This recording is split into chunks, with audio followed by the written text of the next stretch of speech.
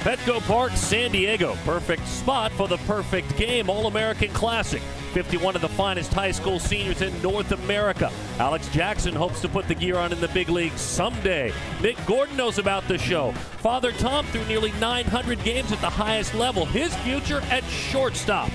Californian Jacob Gatewood put on a slugging display at the MLB Junior Home Run Derby in the Big Apple. His power and their talent showcased next.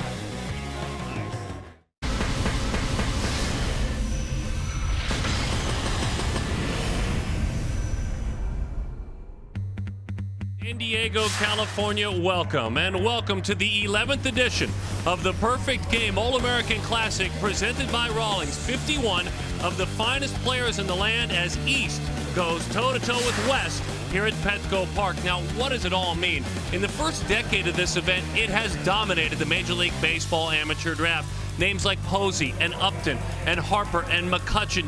You can see this has been a who's who that have played in this game getting ready to head into their senior years in high school. Hi there, folks, and welcome back to the ballpark. Eric Burns joins me, more than a decade in the major leagues. David Ronsley is Perfect Game's vice president of player personnel. So, Eric, right away, you have spent some time with these young men. What's your initial takeaway? I can't believe how incredibly gifted they are as baseball players, David. I look at this group and I think to myself, these guys could be big leaguers right now. You could tell me the San Diego Padres were down there working out, and you would have fooled me, because that's how skilled these guys are, and it's incredible how Perfect Game has grown over the course of the years and how many great players have come out of it. All right, David, put your scout hat on and tell us a little bit about Alex Jackson. He's a San Diegan. And San Diego, I first saw him about 2 years ago in San Diego when he was coming off his freshman year. I've had the pleasure of watching him develop as both a player and a young man over the last 2 years. He's a dynamic talent, both offensively and defensively, and very worthy of the #1 ranking in this 2014 class by Perfect Game. He's acted as a bit of a host, certainly because he is one of 3 local products here from Southern California. Let's go down by the dugout. Brett Dolan joins us. He's with Alex Jackson.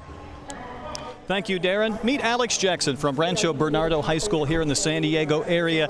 Always a big thrill to be a part of this game, Alex, but what is the extra significance for you knowing that it's in your hometown, you're kind of the unofficial host, and you get a chance to play at Petco Park for the first time?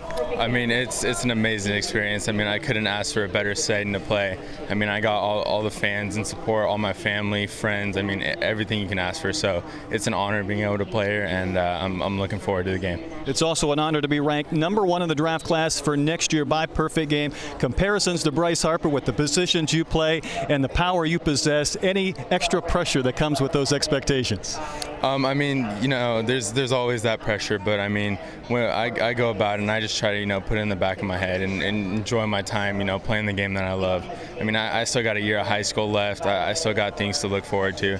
So, I mean, I'm not trying to put as much pressure as I can on myself, just trying to relax, enjoy myself, and have fun as I can.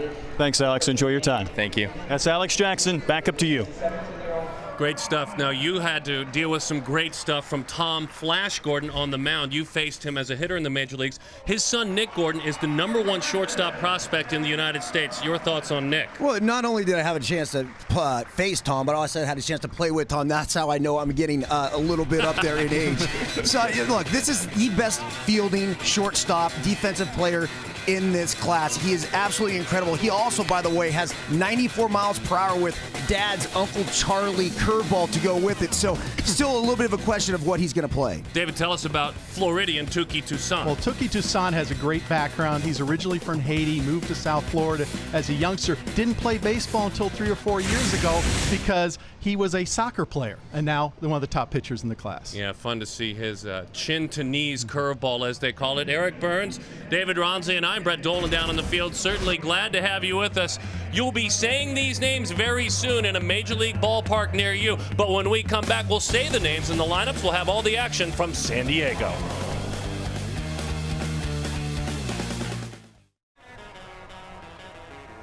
Certainly excitement as both of these teams take the diamond here in a moment. Let's take a look at our Rawlings starting lineup for the West squad. Derek Hill, Rawlings Defensive Player of the Year, leads it off. Bryce Carter, the #1 prospect in Oklahoma. We've already told you all about Alex Jackson and the big power of Jacob Gatewood. Jake Flaherty, the Los Angeles Times Player of the Year here locally. Marcus Wilson can fly. We'll see that out there. Now, A couple of guys, you see the EH and the XH, those are extra hitters in order to showcase the talent. DJ Peters, Jackson Reitz will be going to play for Darren Erstad in Nebraska. Monte Harrison is a 4-star wide receiver. He's also in right field.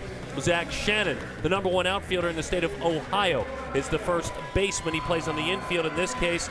And a young man by the name of Scott Hurst, he bats in the final spot, in this case the 11th spot, as we take a look at the West All-Americans, their starting lineup. Grant Holmes, the right-hander, is on the mound. You have to love the uniforms the players are wearing. The home team actually wearing a road uniform, but a great-looking Rawlings perfect game blue uniform. David, introduce us, please, to Grant Holmes. Well, Grant Holmes, one of the most talented right-handers in the country from South Carolina, is a 2-pitch guy right now, but they're 2 present-plus pitches on the big league scale. He's been up to 96 miles an hour this summer with his fastball, but it may not be his best pitch. He throws a curveball that's 83, 85 miles an hour that may be the best breaking pitch in this class.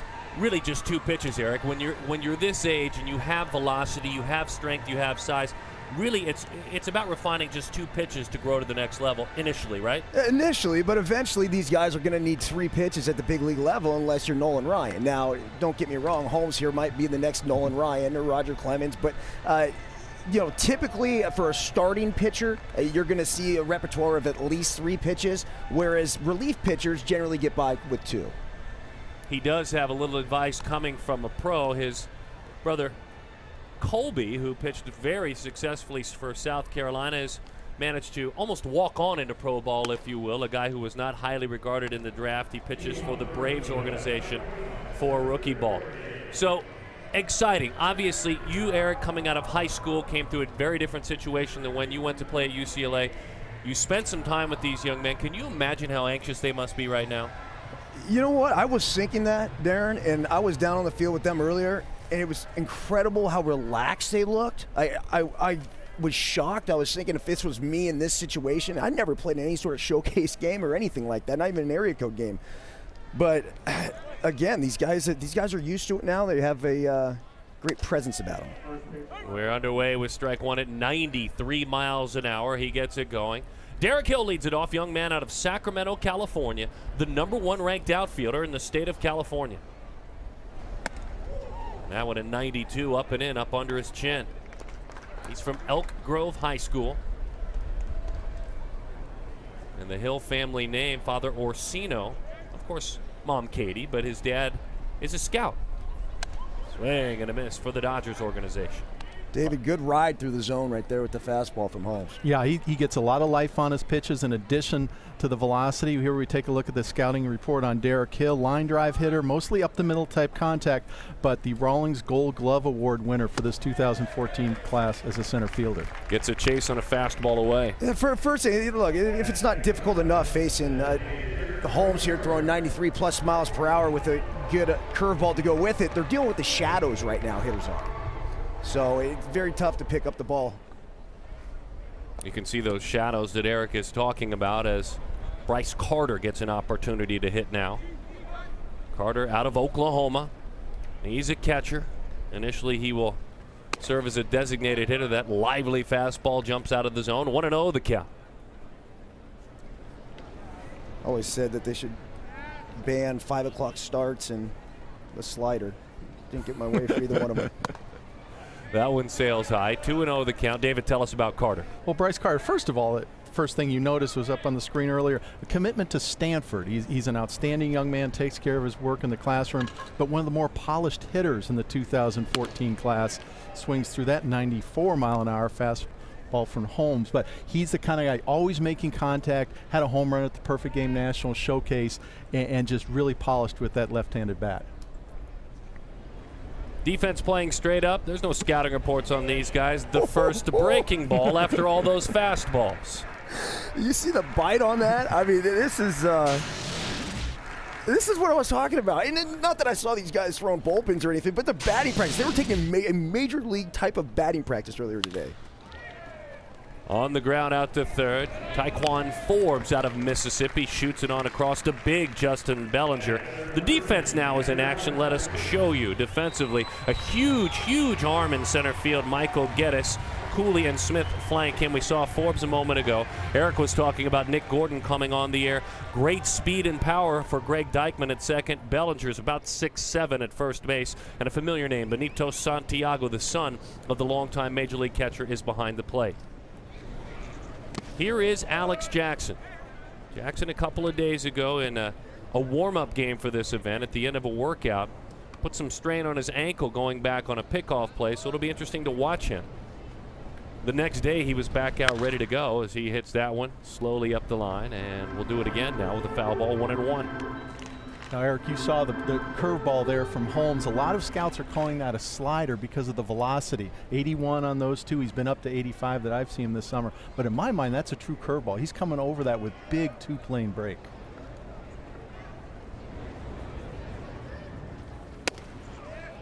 Yeah, David, you're right. I think it's kind of they came up somewhere along the way with the term slurve. It's kind of slurvy. I can see how scouts sometimes would refer to it as a slider. But it has real nice tilt to it. And again, when I talked about the ride through the zone, you see the late life, you see how it kind of jumps. It's almost like it gets halfway and it appears to be picking up speed. That had a little cut to it. The right arm out of Conway, South Carolina. Very solid inning for Grant Holmes. All right, we're off and running. The pitchers rule the day. They'll try to keep it up. Back in San Diego, taking a look at the Rawlings starting lineup for the East squad. Nick Gordon leads it off the shortstop. Louisiana native Greg Dykman bats second. Michael Geddes, explosive. He bats third. Braxton Davidson out of North Carolina, the cleanup hitter. Kel Johnson. He was part of that junior home run derby in the MLB day, and he hit 11 homers. Big power, same for Justin Bellinger. 100 home runs in a season once, as the legend goes in the little leagues. Justin Smith is in right field. A Miami commit, Gareth Morgan, the first Canadian to ever play in this game. Benito Santiago, Tyquan Forbes out of Mississippi, and Maurice Cooley out of Orange Park, Florida. Left-hander Brady Aiken, San Diego is his hometown. He goes to work, and the fastball is fouled back to the screen. Brady Aiken out of Cathedral Catholic. The Southpaw is the #1 left-handed pitcher in the state of California. #3 in the United States is ranked by Perfect Game. And for Brady, the UCLA commit, this has been a really fun ride as he misses away to Nick Gordon. 1-1 the count. Well, Darren, and Brady Aiken, you have one of the most polished left-handers in the country. He's got the three-pitch mix, Eric, that we were talking about with Holmes lacking a bit. Low 90s fastball, big breaking curveball, very nice changeup for a high school pitcher, and I think you'll see hopefully all three of them in his inning of work today. Let's hope he doesn't pitch too well, draw too much attention, and have to skip out on his commitment to UCLA. Yeah, you're the pride of UCLA. Charging, Gordon racing, the throw skips away. Gets by the first baseman there, unable to hold on. That was a tough play, charging in to make that play. Scott Hurst. Gordon's on no matter what, though. Yeah, really, this is a do-or-die play. You see Gordon fly out of the box. Man, can he run? We know his brother can run. Tom, I can't speak for him, the old man. Didn't see him getting down the line like that. And Zach Shannon, the first baseman, couldn't hold on to that one. Greg Dykman takes a fastball over the outside corner. Greg out of Metairie, Louisiana. Brother Martin High School. His travel team, Marucci Elite. A very good program. Breaking ball spun out of the way, but it got him, so a couple of base runners to deal with. Good speed by Gordon. Dykman hung in there on that breaking ball. Runners on first and second. I was thinking when I saw the lineup with Aiken, the lefty in, and Gordon, a left-handed hitter, and Dykman, a left-handed hitter, the first couple of batters that they were doing young Mr. Aiken a favor, but two runners on base now. You mentioned the Marucci Elite travel team. And I think back, and I graduated high school in 1994, so I mean it wasn't all that long ago. Sure. Although I'm getting close to 20-year reunion here. We didn't have those. They were non-existent. The only sort of showcase games that they had back then were the area code games. Which, David, are still in existence and going strong, correct? Yes, they are. Came down from Long Beach just a couple days ago, as did many of these players, in fact. Yeah, just as you're talking about, Eric, gives these guys an opportunity to play a little more baseball. It does, and the other thing it does is it gets somebody who may have otherwise been overlooked along the way an opportunity to be seen. And I think that's the most important thing. I mean, thinking back, I can even think of some of the kids that I played with growing up that maybe just kind of slipped through the cracks, that were incredible ball players just because the right people didn't see them. Well, today's game, and the way it's going at the amateur level, you're going to be seen. Many have seen Michael Geddes out of Gainesville, Georgia. He's the #1 outfielder in the United States. And it's just explosive speed, a huge arm, big power, all in a package of about 6'1", 200 pounds. So certainly not cumbersome for that power. As he fouls that one off, and he's got a big arm, doesn't he, David? Big arm, 100-mile-an-hour arm from the outfield, 94 off the mound. He's a 6'4" runner in the 60. He's 200 pounds. He has electric bat speed at times, and if you graded him out on just tools, he's the most tooled-up player probably in this class. Dad played football at Clemson. A big-time breaking ball. It was only a strike in the final moment. That's a heck of a pitch. That's a backdoor breaking ball. Really, really nice pitch right there. And Geddes, I had a chance to watch him take batting practice earlier. I like his simple approach. You see the front foot down early. But you talk about that bat speed, David. My goodness, it was buggy whipping through the zone, and he was launching balls into the Petco seats out there in left center field. You're seeing about Brady Aiken getting to know the stuff that David has already talked about. As the UCLA commit misses outside to Braxton Davidson. Braxton Davidson, one of my favorite players in the country, certainly maybe my favorite player to watch hit. He's got a rare combination of the hit tool, ability to make contact, and big power. 2 runners on at the fastball is away to Braxton. Out of Arden, North Carolina. T.C. Roberson High School. And the #1 outfielder in the state. We're talking about that prodigious power. This is going to be fun to see him hang in there lefty on lefty. He didn't get a chase. That pitch, oh, he did. 2-1. They say he went around. I don't know exactly if the runners are on their own, but I'm kind of surprised here Gordon hasn't taken off for third base. I don't know what sort of rules or restrictions that they have, but Aiken here is about 1/6 to home plate, so obviously taking a very long time. He could be standing up at third base, which he will right now, regardless. My guess is, David, and you're behind the scenes as that one goes to the backstop, that guys are pretty much on their own out there, correct? Yeah, pretty much on their own. There aren't any signals.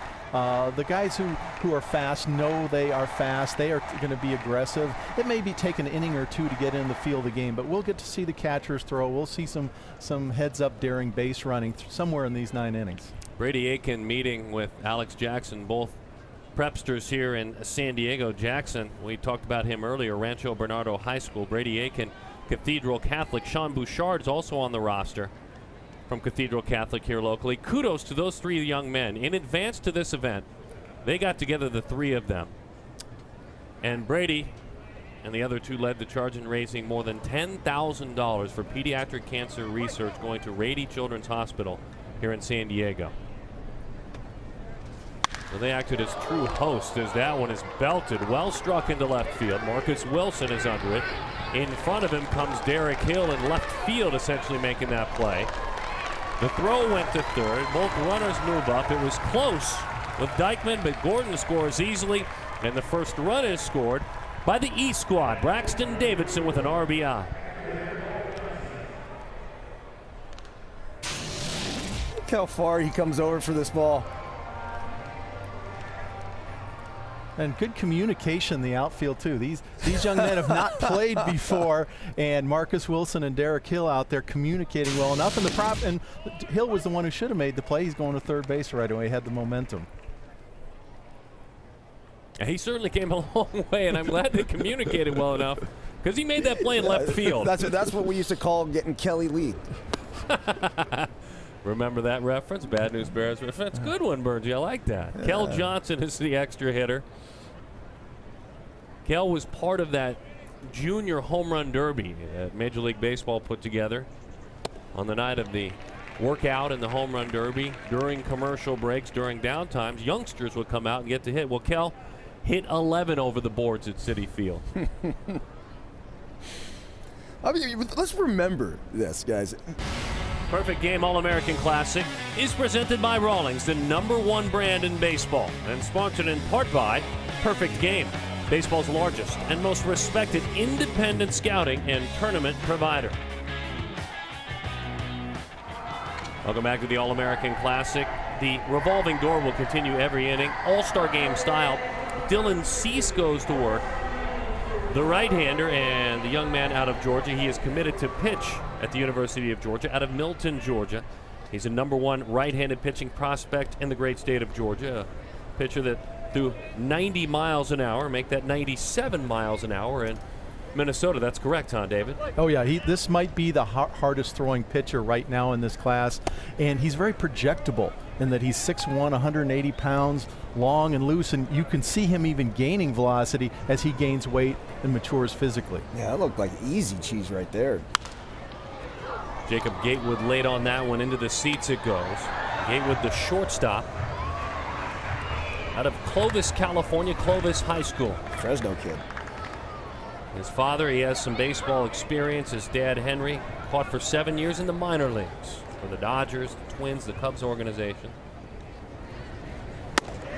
Pours that one in there at 95, as you called it, easy cheese, right off the fingertip. Easy cheese, and again, the late movement, a little two-seam action coming back over the outside part of the plate.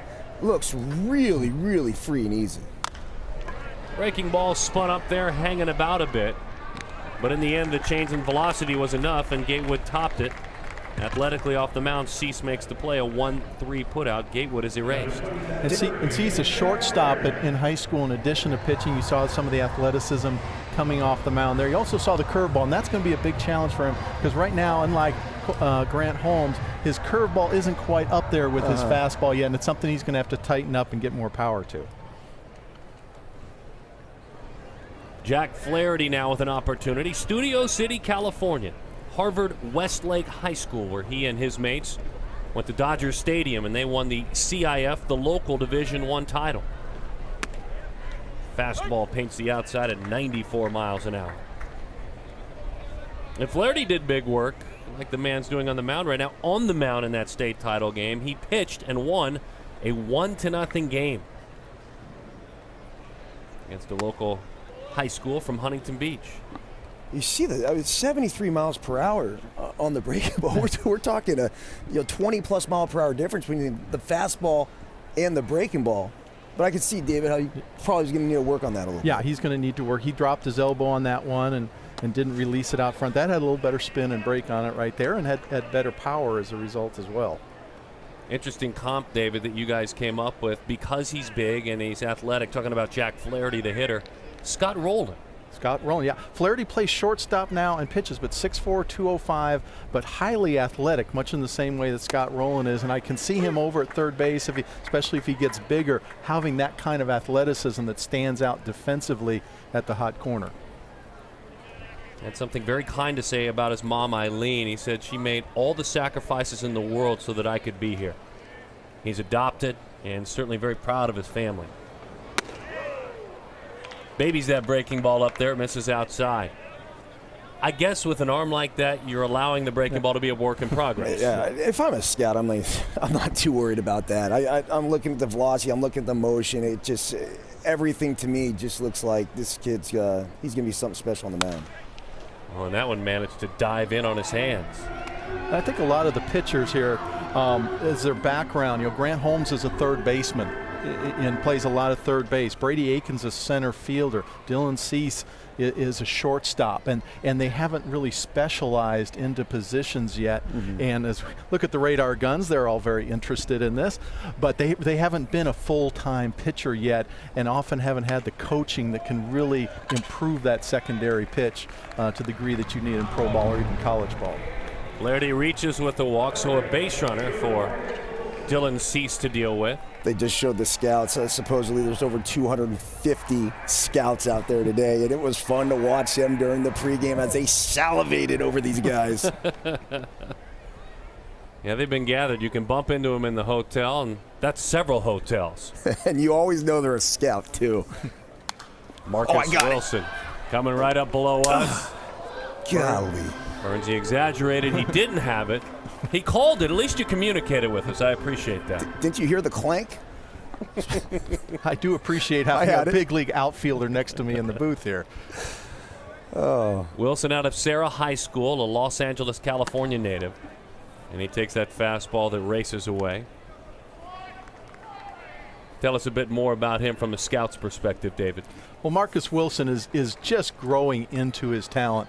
6'2", about 175 pounds. He hasn't started getting any man strength yet, but his raw athleticism, his speed, his arm, you can see him all improving in the future as he gets stronger.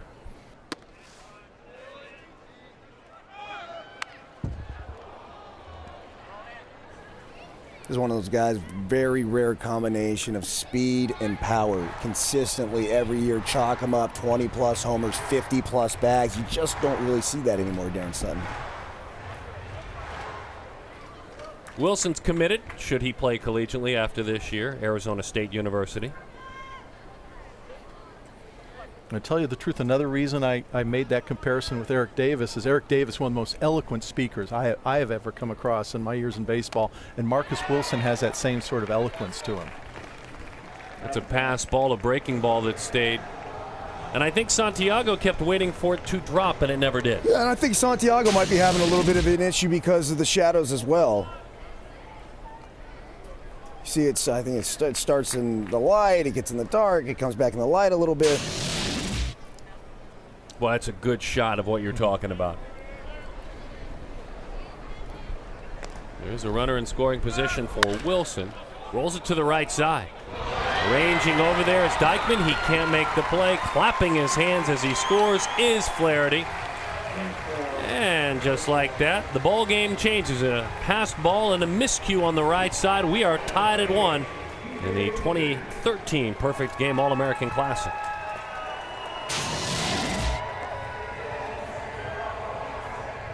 Well, Greg Dykeman, usually a shortstop, plays shortstop almost exclusively in high school, as many of these infielders do, may not be used to moving that way at second base and just didn't quite get the glove in the right position. Yeah, I'm sure most of these guys are center fielders or shortstops. DJ Peters, a big fella, chases a fastball up high, and into the seats it goes. Having to move around a little bit sometimes can be difficult. I know being an outfielder, I was a guy that they would put all over the place, so I kind of became accustomed to it. They couldn't really hide me anywhere. But center fielders who move, especially later in their career, have a very difficult time playing the corners. And I imagine the same sort of thing for someone who's been a shortstop for so long, and all of a sudden you're playing third base or second base. It's going to take a little bit of getting used to.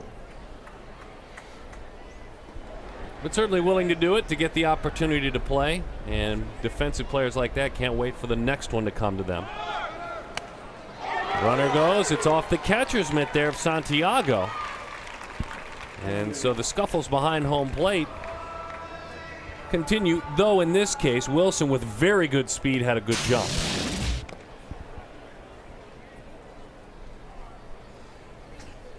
He's just one step ahead. Mentally, he was throwing the baseball just before he got to him. They'll come out and have a brief discussion. This is a very, very good staff. Chad Brown is the head coach. Chan out of Parkview High School in Lilburn, Georgia. 9 years he's been the Parkview coach. Played at Hillsborough in Tampa and Georgia State in Atlanta. So 15 years overall he's been coaching. James Lowry is on his staff as well. Eddie Johnson part of that staff. And Chan Brown very familiar with Dylan Cease. They're both from Georgia, both in the greater Atlanta area. Parkview to the north, Milton High School, where Dylan Cease is from, also on the north side of Atlanta. So I'm sure they have run into each other on the field or somewhere over the past couple of years. DJ Peters out of Glendora, California, is committed to head to Cal State Fullerton. Fastball right at his belt. He'll play at Goodwin Field if he doesn't sign after next year's draft. Talking to the guys on the field, they're actually, believe it or not, very familiar with one another with all the showcase games that these guys play in.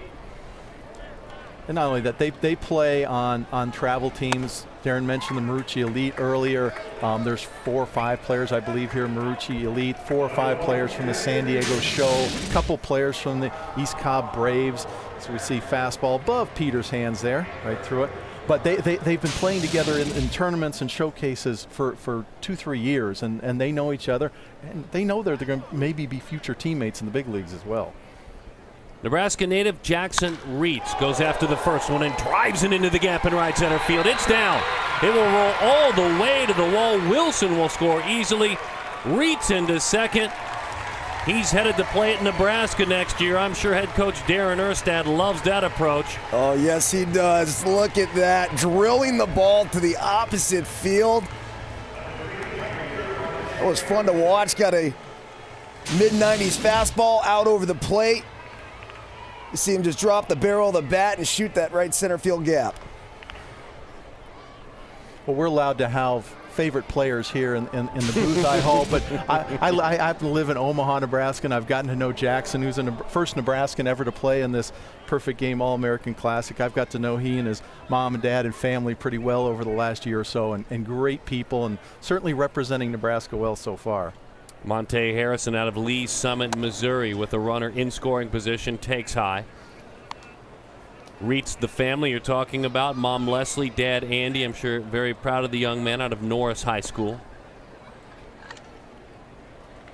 He's in scoring position now, and the challenges for Dylan Cease continue. 2-0 the count. Lee Summit West High School. And when you talk about Monte Harrison, this is another young man going to Nebraska, but for a totally different reason. He can catch the football. He can run and catch the football. 4-star wide receiver, as you mentioned previously, and also a standout basketball player. So though he had a great major league career, Darren Erstad is probably kind of wanting the major league guys to stay away from those two guys, let them come play at him for Nebraska. Big jump, headed to third, throw down, not in time. That's what you're talking about, Eric. Starting to feel the game as a base runner and take advantage. Yeah, it's 2 outs right here. I've always been somebody who, hey, look, you don't make the first or third out at third base, I get it. But if you can be standing up on third base, and you saw the incredible jump that he was able to get, go ahead and do it. I called your games for about 3 seasons. I never saw you take your foot off the gas ever. No, it wasn't really in my repertoire, Darren. 2-2 the count. I wasn't very good, so I had to try real hard. Full count, 2-1. The West squad has scored a pair of runs in this inning. David Ronsley, Perfect Games Director of Player Personnel. Eric Burns, 11-year major leaguer. My name is Darren Sutton. Glad to have you with us. Roll to the right side. It is another chance for Dykeman. This time he turns it into an out. But a couple of big runs, some miscues in the inning, but the big swing of the bat, Jackson Reitz, young man headed to Nebraska, driving it into the right center field gap.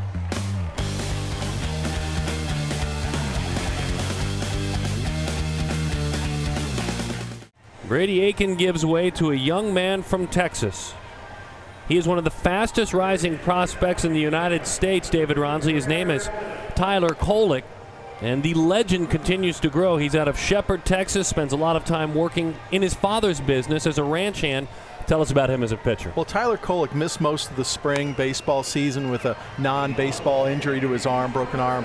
And I started hearing from scouts in May, hey, there's this kid down in Texas, East Texas, throwing in the mid to upper 90s. And the word got out pretty quickly after that. Big 6'5", 250-pound, power pitcher, complete power pitcher.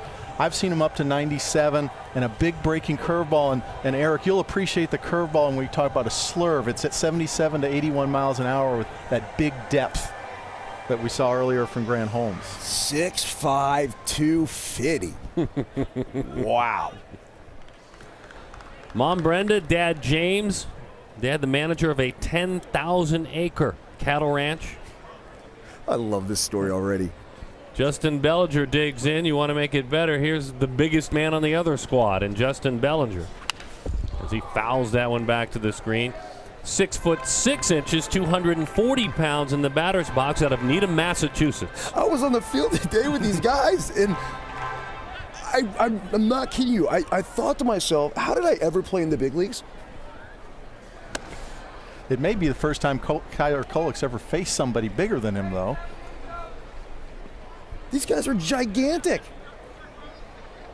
It was fun being around them this week, whether it was heading out to Rady Children's Hospital or Miramar, and seeing the big jets fly by. You felt like you needed to feed them between every stop.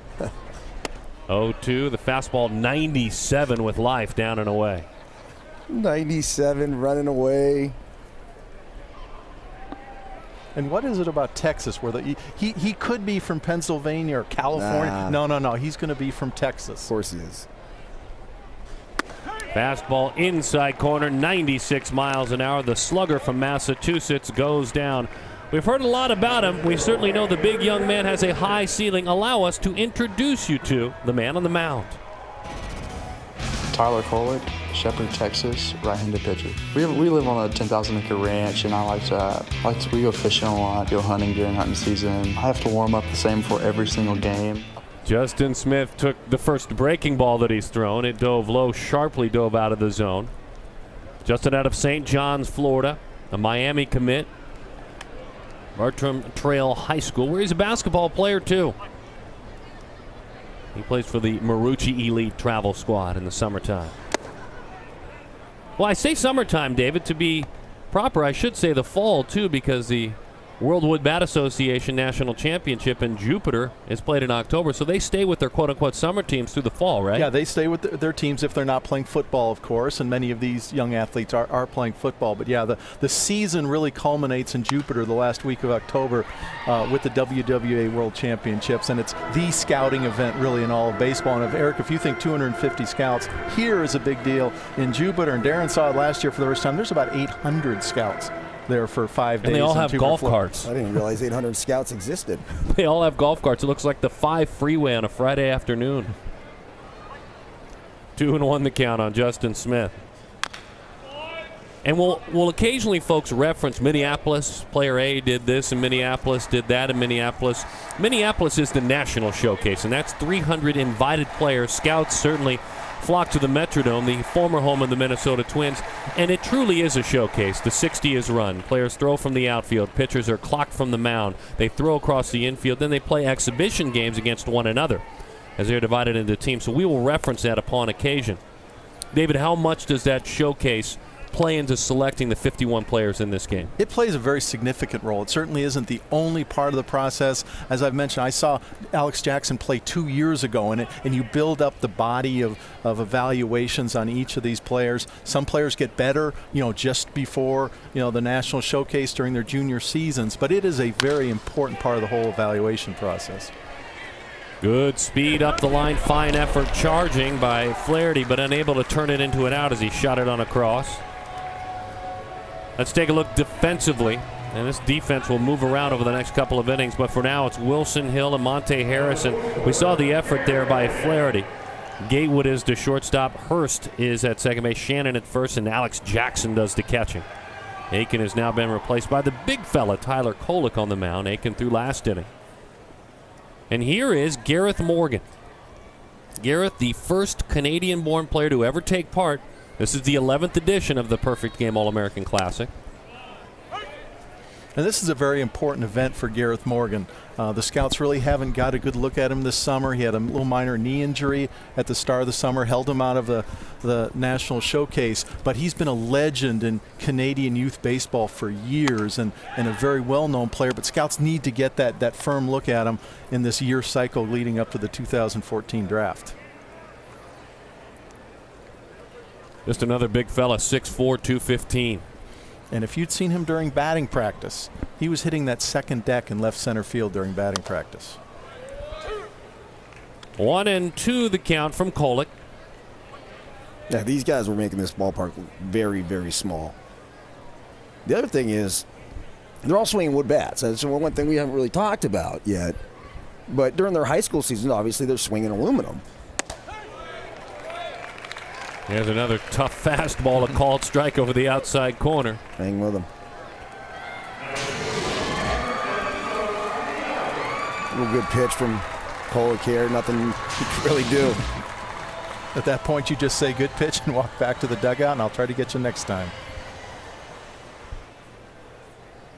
Benito Santiago now with an opportunity to hit out of Coral Springs, Florida. Runner takes off. That one looked like he got a piece of Jackson's catcher's mitts. We have catcher's interference there. Runner was going. I think Jackson tried to take a step out early. Wow, you don't see that too often. I mean, you see catcher's interference, but did you see where the glove ended up? I got to hope he's all right. I mean, if it got that much of the glove, let's hope it just got the glove and not the hand. This is impressive. Whack! So not only did he hit the ball, hits a glove out there. I mean, I feel like you should get extra credit if you're the hitter there. Hey, he's taking a look at everything, making sure it's all together. And you notice that wrap on his thumb. He's been battling a thumb injury all summer, and he has that thumb on his left hand pretty well taped up as it is. But I didn't see any sign from him of grabbing or a pain or anything. That was my first thought. Hey, is Alex Jackson okay there? Well, you wonder why he keeps catching guys like Kolick that throw 97 miles per hour. 2-1 is the score. They're going to talk about it. There is a pinch runner that has made his way in for the catcher, Santiago. And it's a speedy pinch runner. His name is Carl Chester out of Longwood, Florida. When I say speedy, going back to that Minnesota showcase we told you about, he ran a 6.2860 in the showcase. Best one there, David? Best one there, best one we've measured it, I believe, any showcase this summer. And he plays fast, too. He's a high motor player who has that speed as well. Taekwon Forbes out of Columbia, Mississippi. 6.28. Perspective, please. What is that? You could run. You could get after it. I mean, I'll tell you what. I mean, 6.28. Generally, like really good is 6.5. I mean, that's like elite speed. So 6.28 is. I mean, we're getting into Bo Jackson, Deion Sanders territory. Yeah. Usually the major league average for the 60, a major league player, is 6.8, and that's what's used as a 50 average grade on the scouts report. So you go down to 6.5, as you mentioned, that's plus speed, and the 6.2s, that's getting into Billy Hamilton type speed. Taekwon shoots that one into right field. Young man out of Mississippi. Out front is Justin Smith. He draws the throw. Safe sliding into home plate. That'll tie things up at 2. We've seen a couple of hitters on this contest do very pretty things with good fastballs. That means hit them where they're pitched. Absolutely. You see Taekwon just shoot it to right field. Real nice swing. That's what also impressed me about these guys approaching the batting cage today. It wasn't all just, hey, look, I'm going to pull the ball and try to hit the ball out of the park. You saw a lot of it. Of course, it's a showcase sort of thing, and I'm sure these guys are excited because all the scouts are in the stands. But these guys have good swings. Yes, they do. I mean, these guys have refined approaches at the plate. And it doesn't surprise me that Forbes did that because that's what he's done the last 2 days in the workouts. He's hit a lot of balls very hard to right field. Taekwon out of Columbia High School, a football player, basketball player too, very involved in the community there. Very proud of who this young man is. Sink at 93 miles an hour over the inside corner to Reese Cooley. Reese is out of Orange Park, Florida. Kolick probably wants to chill out with that leg kick a little bit. There goes Forbes. Here's a throw by Jackson. Not in time, but a beautiful throw, and it's a double steal and a run scores. Look at that. Santiago, they talked about Chester running for him in his speed, so a speedy double steal, and it's 3-2. That still was a great throw by Jackson with regard to a high leg kick to get him started. Well, yeah, if you're going to be 1-5, 1-6, 1-7 to home plate, it doesn't matter. I mean, if the slowest person on the team's out there, they're most likely going to be able to steal second base. Cooley on a one-hopper back to the mound. A big fastball from the right arm. So far, the hardest thrower in this game, Tyler Kolick, but aggressive base running, a timely hit from Taekwon Forbes. They're clapping in Mississippi.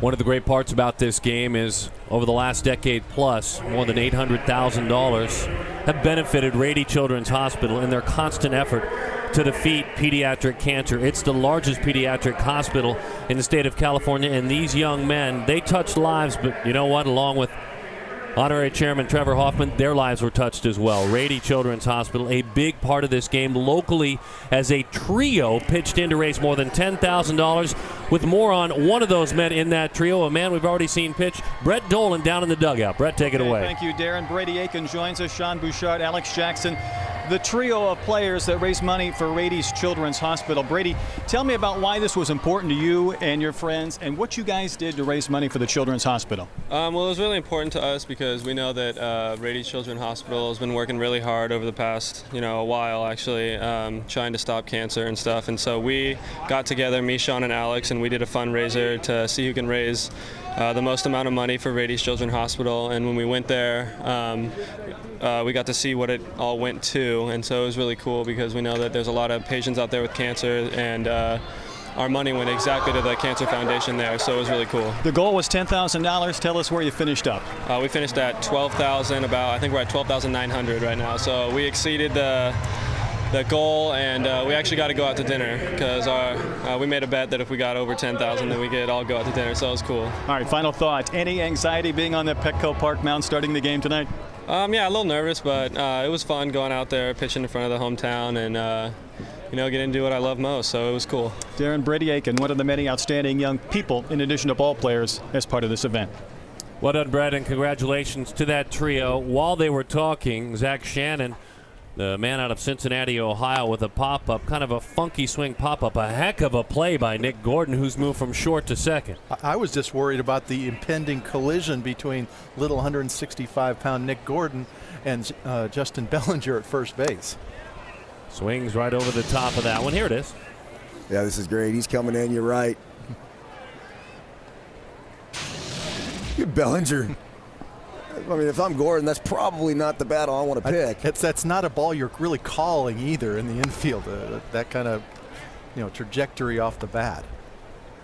So one away, Scott Hurst, Cal State Fullerton commit, plays for SGV Arsenal, his club team out of Glendora, California. Breaking ball got under that one a little bit. The left-hander on the mound is Mac Marshall. Marshall out of Georgia, Lilburn, Georgia. Headed to LSU if he doesn't sign in the draft. Parkview High School. David, tell us a little bit more about Mac. Well, we've already seen 4 pitches from Mac Marshall. He'll pitch in the 89, 90, up to 92, 93 at times, but we've already seen a changeup that's one of the best changeups in the country, 74-mile-an-hour curveball, and just an 80-mile-an-hour slider there. So he's got all the pitches right now.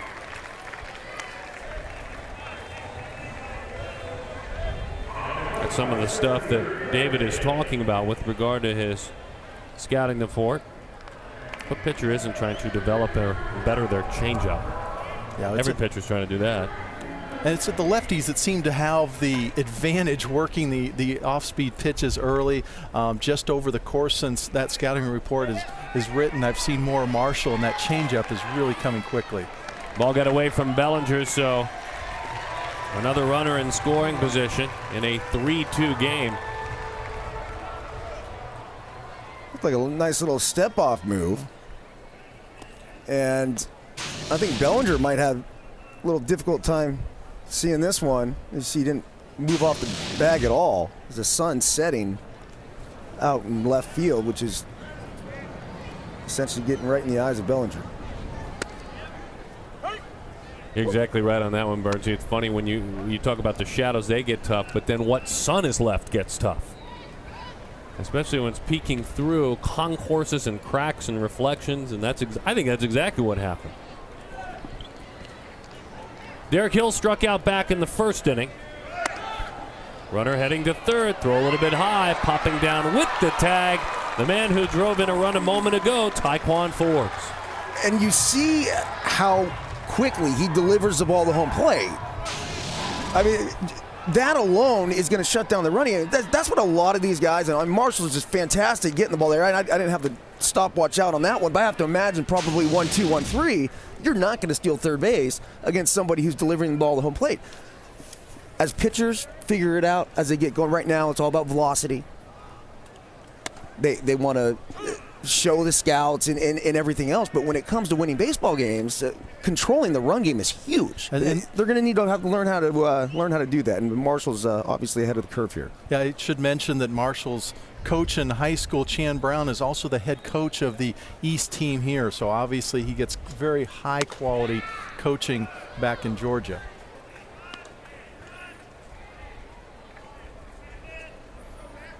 Two and two, the count, a couple of outs. 3-2 is the score. The East squad, the home team, even though we're on the West Coast, with the lead. He'll fouls that one off his foot, and he'll hop around for a moment. Hill moving from Iowa to California just to get a little bit more active with the weather and taking advantage of that, spending more time with Dad Orsino, who, as we mentioned earlier, is a scout in the Dodgers organization.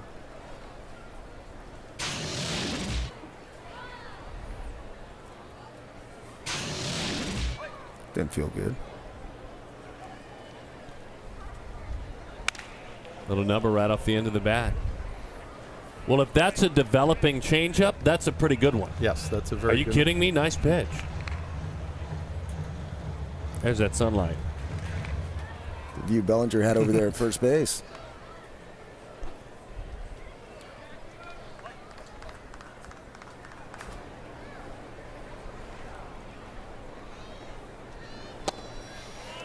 Father Orsino being a baseball guy, I'm sure this was not just random coincidence. Derek Hill playing at Elk Grove High School, one of the best programs in Northern California, and the alma mater of Rowdy Tellez, a 2012 perfect game All-American. I remember Rowdy with some pretty big power. Is that correct? Yes, Rowdy was in the Justin Bellinger, Tyler Kolek size of athlete, huge power. Roddy Perez, we like to call him. So up there in that neck of the woods. Or I should say I like to call him. Where's St. Francis High School? St. Francis in Mountain View, California. It's my alma mater. It's about 25, 30 miles south of San Francisco, a little bit north of San Jose. 3-2 with 2 outs. I will no longer call that a developing changeup. That is a changeup that plays in a very, very good one. At some point in a bit, we may have a guy stop by who's got a pretty good changeup. Stay tuned.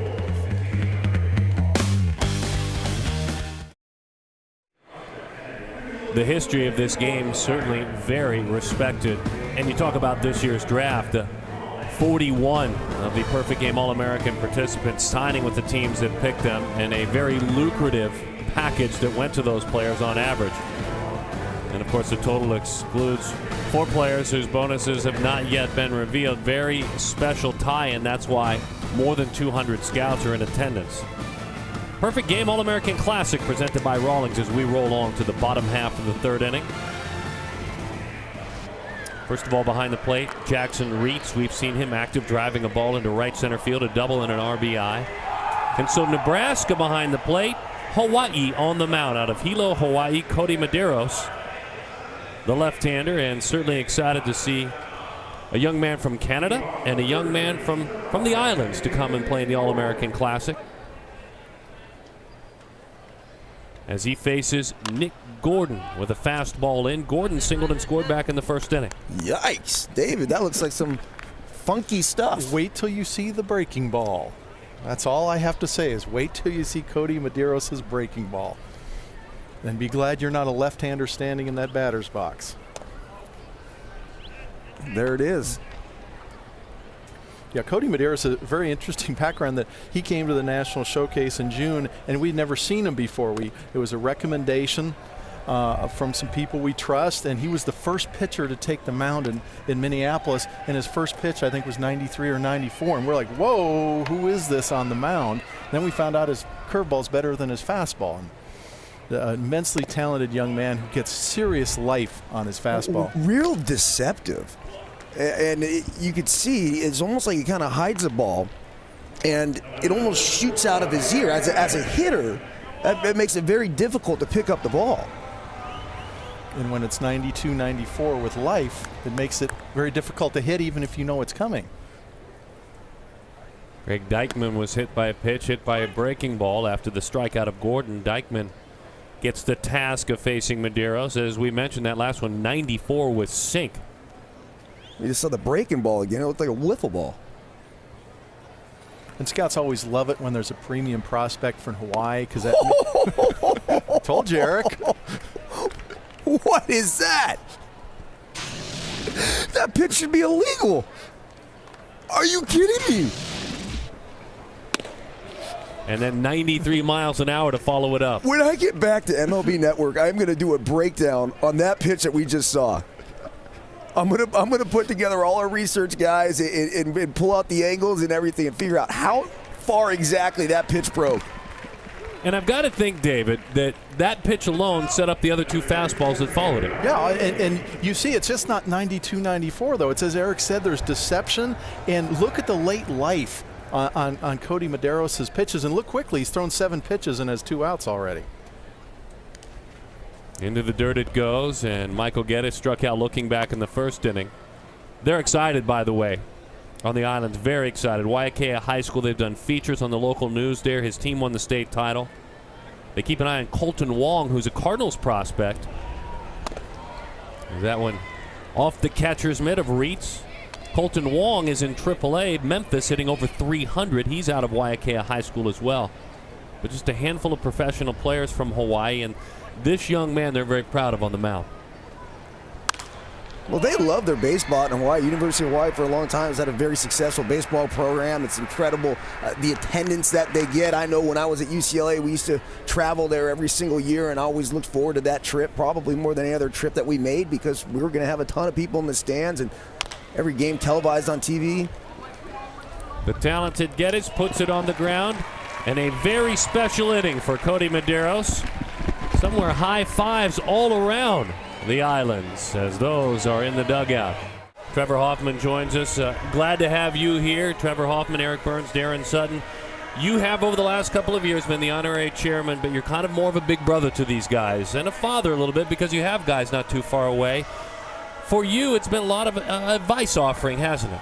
You know, wearing a lot of different hats to these guys over the last couple days, and having the opportunity to get together with each team and the locker room over at USD and just kind of have a roundtable kind of talk about what it's like to be a big leaguer and what it's going to take a little bit on your end, because their futures are certainly bright, and hopefully you can avoid some pitfalls for them.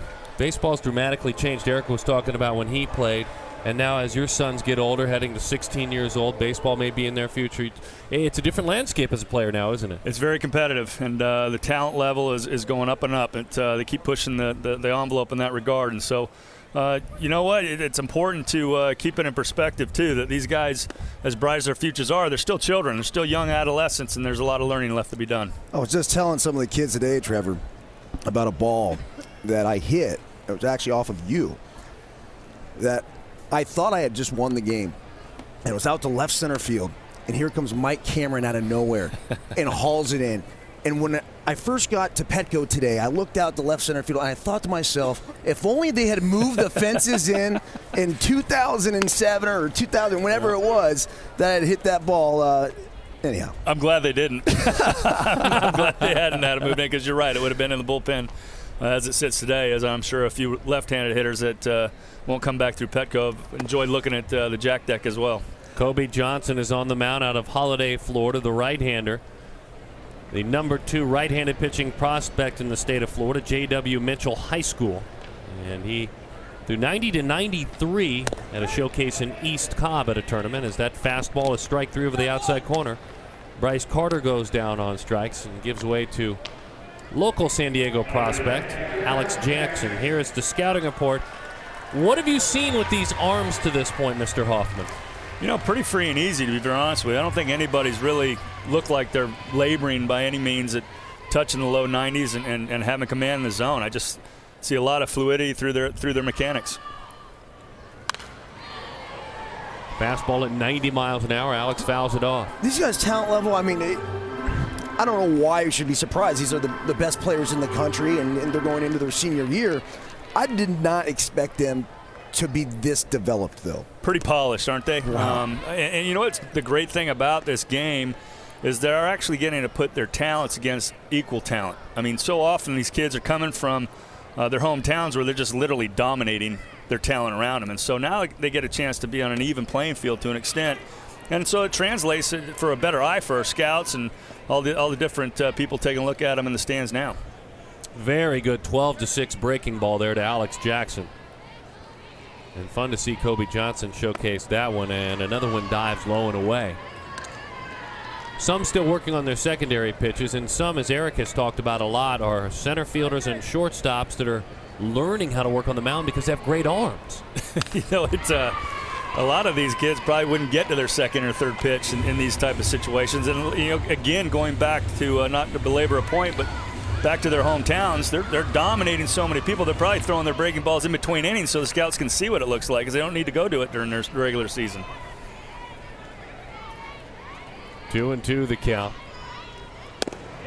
Change of pace, and a really good changeup for a man who had a really good changeup.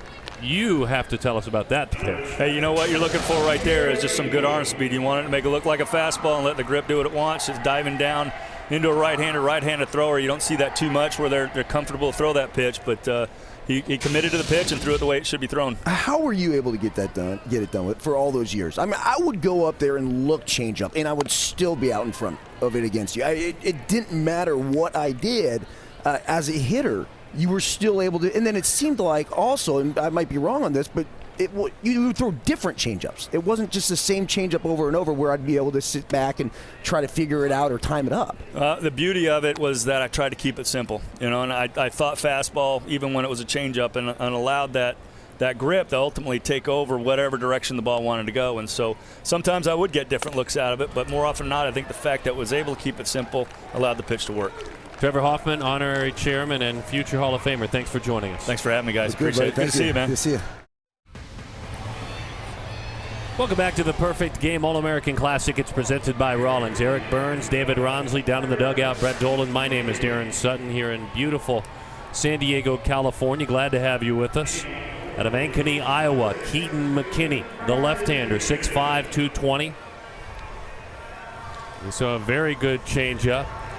Check that, the right-hander with a very good changeup. We saw one half inning ago. In that last inning of work, Kobe Johnson with a fabulous change of pace. Oh, and he backed it up right after he threw the breaking ball. You see him start off McKinney. McKinney starts off with a changeup here.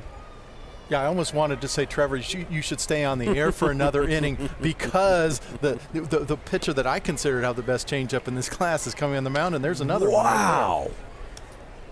So? It's filthy. I mean, just like you said, I mean, Trevor. See, the thing that made Trevor so difficult to hit is he would throw any pitch anytime. Kind of like McKinney started off. Obviously, that was his bread and butter. And much like Mariano Rivera, where you know the cutter's going to come, you know the changeup's coming as a hitter, it still makes it very difficult to hit. We just saw 4 pitches there, 3 of them changeups, and a strikeout for out number 1. Braxton Davidson drove in a run back in the first inning with a well-struck sacrifice fly. He goes down on strikes here. I mean, just look at it drop. It comes out, it's looking like a fastball, and the real good, nice late life. We talk about late life for a fastball. Late life for a changeup is almost the exact opposite, where a fastball, good late life, is riding through zone. Good late life for a changeup is doing the exact action that McKinney has it doing, falling off the table. Well, Keaton McKinney's had a very good teacher for that changeup.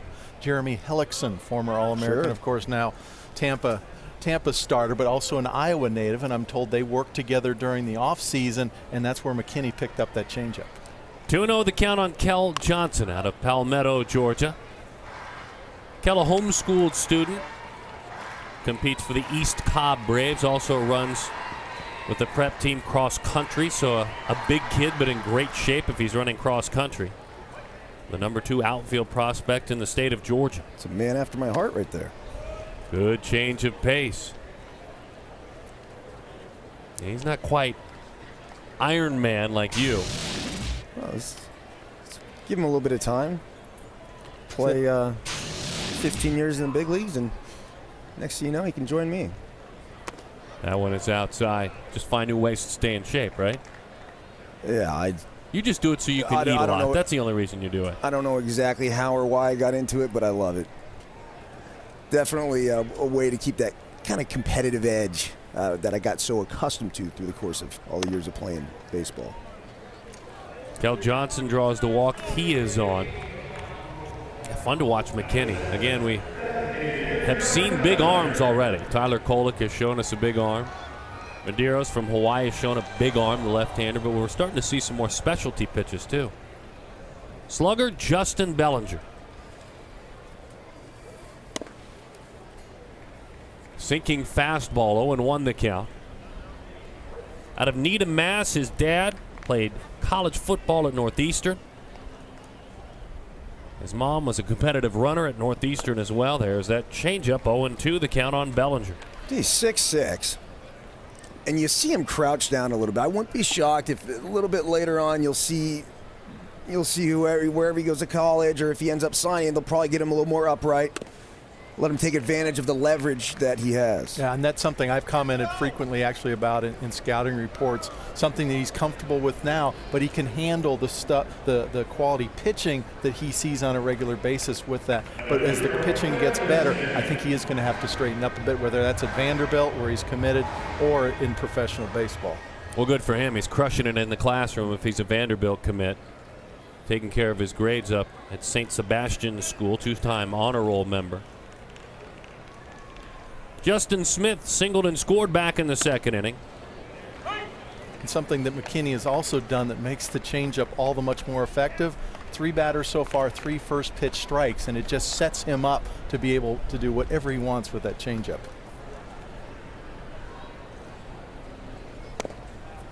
Pulled that one a bit, 1-1 the count. He does have a curveball, and it's a pretty good curveball, upper 70s. Haven't seen him use it yet, and maybe this is the count to see it on for the first time. You were talking about that relationship with former perfect game All-American Hellickson. His brother, his older brother, played with Hellickson, and he would bat boy with the group, so kind of the tag along a la Justin and BJ Upton. He doesn't throw anything straight, does he? No, I mean that's real nice two-seam fastball action, 90 miles per hour. And I think the greatest thing about it is that it comes out of his hand, but everything comes out looking the same, and you don't know if it's going to be the fastball or the changeup. When if you can live in with that movement on the fastball and just changeup. And the thing about another thing to remember about McKinney, it said there, until a year ago, he was a primary first baseman. He started off in high school as a catcher, outgrew the catching position, moved to first base, and really didn't pitch much until literally in the last year. And of course, the lessons from Jeremy Hellickson have helped, but the 93-mile-an-hour fastball and that killer changeup, that's tough.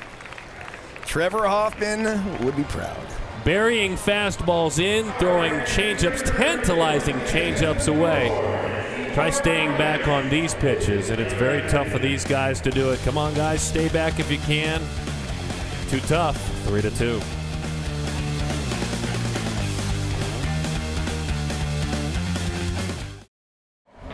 Perfect Game All-American Classic presented by Rawlings, the #1 brand in baseball, and sponsored in part by Evo Shield, the protective choice of over 250 pro and college teams, and by Perfect Game, baseball's largest and most respected independent scouting and tournament provider. Stories of talent, stories of family, but stories of overcoming adversity certainly. Last night's winner of the Nick Adenhart Trophy will pitch in a bit. His name is Devin Smeltzer. There's a reason why he earned that award. Let's go down to Brett Dolan to explain. Brett? Yeah, there certainly is, Darren. And Devin, great to have you with us today. The Nick Adenhart Award, outstanding last night. And you went to Rady's Children's Hospital along with your teammates the other day, but it had greater significance for you. Yeah, being there and going through what those kids go through, I really looked up to survivors when I was there, and they're really the only people who give you hope. So I know going there, I had fun playing with the kids and seeing the smiles on their faces. You were diagnosed with cancer at the age of 10. You are a survivor. So not only did you go talk to those kids as a survivor, you're a great inspiration, a player that's now one of the top 51 players in the country. Yeah, I mean, it means a lot. Have a long road ahead of me, but going to keep helping, giving back, and keep working hard to get where I want to be. I would imagine this has provided you with a great deal of perspective, what you had to overcome to get here now going forward. Definitely. I mean, I know that it's just a game, but it's it's what got me through it, and I love the game more than anything. It's Devin Smeltzer. What a great inspiration. Back up to you guys. Brett, thank you very much. He was 9 years old, and some discomfort and some visits to the doctors, and what followed was a tumor that was up against his bladder, and discomfort certainly all around the inside of his body. As a 9-year-old, they found out he had a grapefruit-sized tumor, and he beat it. He's licked it, and a great story, certainly. And you love the humility that he goes about it with. He's actually said clearly, we'll see him pitch later in the ball game. He's made it clear that as we get to know Touki Toussaint, another great story in its own right, he's made it clear that it's not about me at all anymore, this story. It's about all the survivors, so a good young man. And so is Touki Toussaint. Floridian. He faces Jack Flaherty. A guy, David, you gave us a bit of a teaser in our on-air open as we came on the air, saying that he's only played baseball and a friend traded him off. They challenged one another, and he was a soccer player, and here he is. Yeah, he was a soccer player. His best buddy going into high school, I guess, was a baseball player. Touki said, hey, come out and play soccer with me. And he said, I will if you come out and play baseball with me. And the rest is history. And he actually started off as a center fielder and still plays center field, but showed arm strength from the beginning. And we've been looking at quality secondary pitches the last few innings, the changeups from Keaton McKinney and Kobe Johnson and Mac Marshall, the breaking ball from Cody Medeiros. Touki Toussaint's curveball can be knee buckling at times, and he's really done a good job of improving his other pitches. He's throwing a slider now, a little cutter, he's throwing a changeup, and could develop into a complete all-around right-hander. Talk about player comps all the time, David. He actually looks a lot to me like Flash Gordon. The big breaking ball, mid-90s fastball. That is a good comp. Actually, Flash told me a while back that he was a shortstop in high school. So don't believe Flash. Don't believe Flash. All right. Marcus Wilson takes a fastball at 92 over the outside from Touki Toussaint. Born in Haiti, moved at 6 years old, Touki Toussaint did, to Florida. Mom has really been instrumental in his life. Kahaso Kiti is mom. That one skitters into the dirt. Chase Velo is behind the plate out of Louisiana. Tried to block it up, but a wild pitch. Flaherty moves up. Yeah, this is the new cutter or slider that Touki's developed, I think, and just got a little over that, left it in the dirt, and runner moves to second.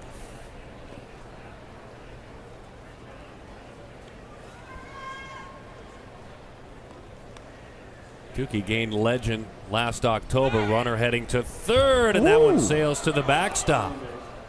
And look out, diving out of the way is Marcus Wilson. That almost separated him from his helmet. I flinched from up here. Look out, Wilson. With San Diego scouts with the radar guns back there. I think Marcus is taking a few deep breaths right now, composing himself. The San Diego guys, they made sure they got the best seats in the house, huh, Darren? As the host, I guess, right?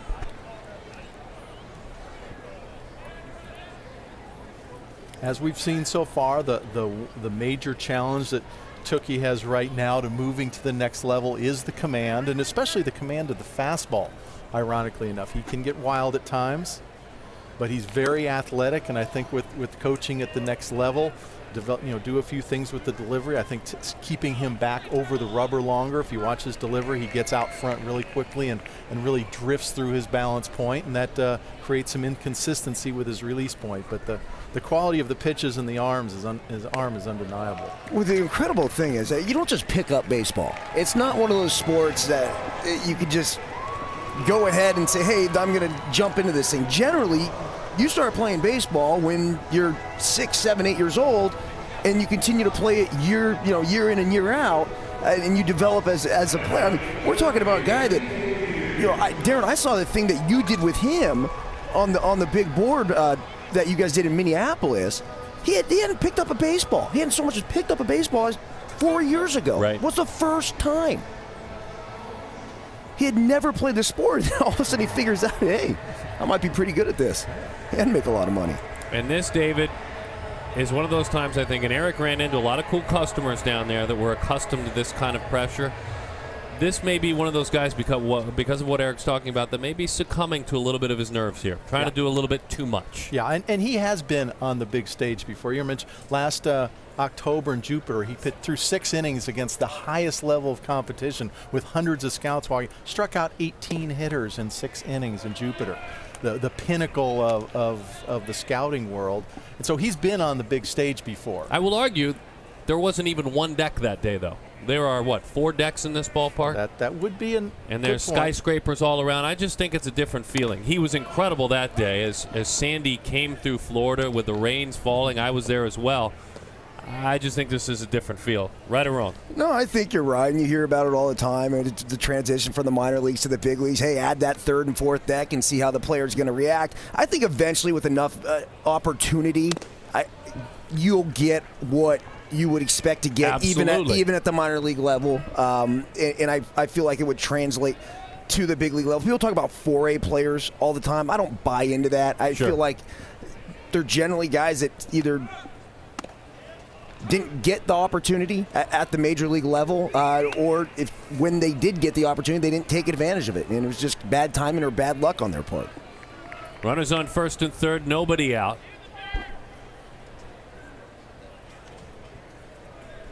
The talent is there. The depth is there of the young man.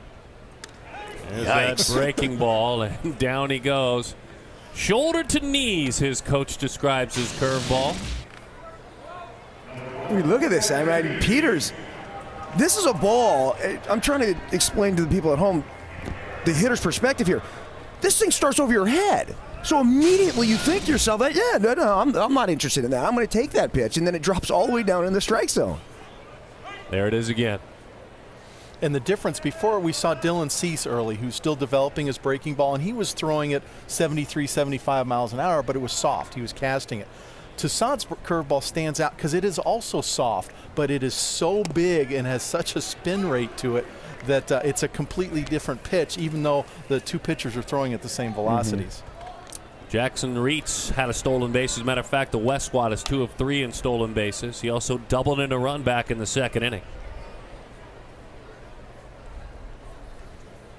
Now, I liken Toussaint's curveball. I had the pleasure of working in Houston when the late Darryl Kyle was coming up there and establishing his career. And he also threw a curveball that wasn't hard but was huge. That one thrown away into right field. Reitz doing a nice job staying on that curveball.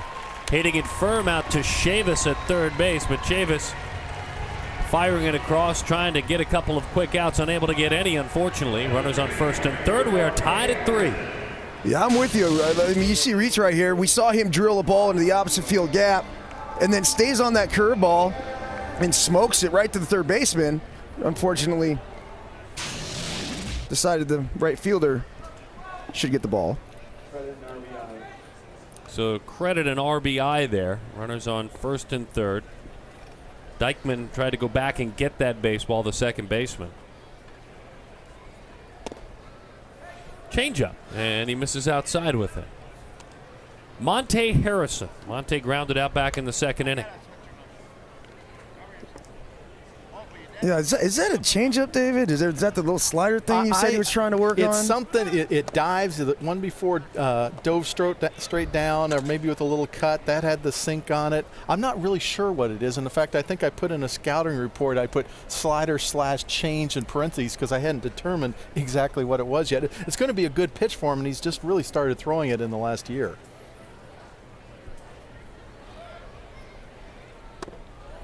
And I like what Chase Velo is doing behind the plate right now. And when Toussaint's missed, he's missing consistently down. And Velo's trying to give him that high target to try to get him to elevate his fastball a bit. Leaves him out of position when he throws a curveball. Fastball fouls it back to the screen. You saw those numbers a moment ago at Coral Springs Christian Academy. His battery mate, the catcher earlier in the game, Benito Santiago. The two worked together in high school.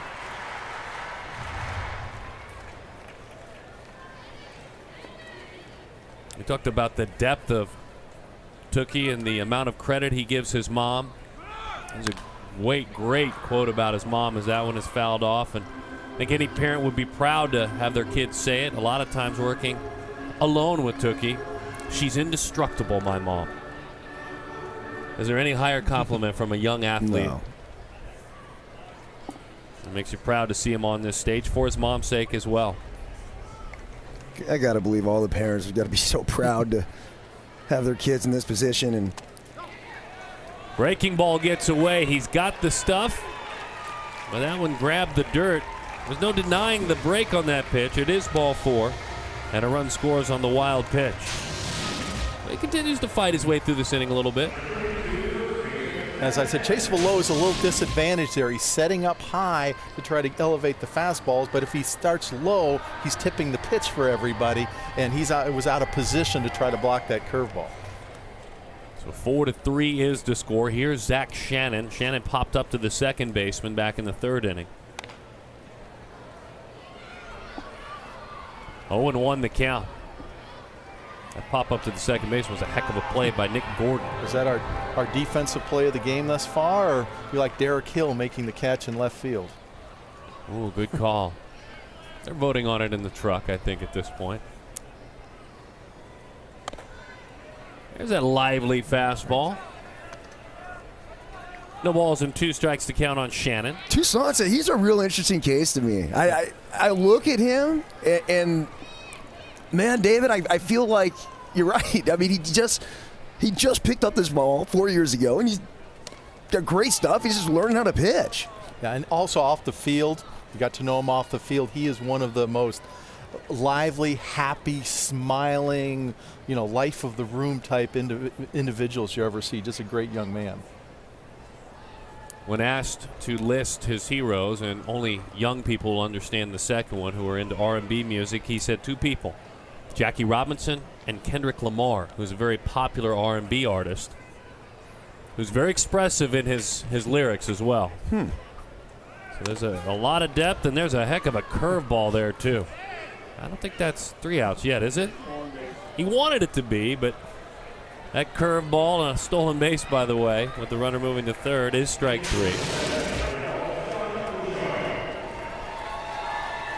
That's a second strikeout from Toussaint there. We've seen that on a couple hitters. That front hip, that front leg gets really loose on that pitch.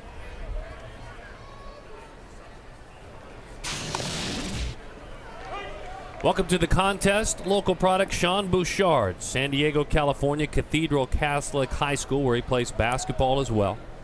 He's a #1 third baseman prospect in the state of California. He gets an opportunity to hit now. Runner's moving in front of him. Pitch is called low. Throw, not in time. Runner scampers on home. A double steal. That's another double steal. And the West running wild on the base pass. When Jackson Reitz comes back home to Hickman, Nebraska, they're going to look at the box score and see that he has at least 3 stolen bases this game. And wait a minute, you're the catcher. You might have been the slowest person on the team.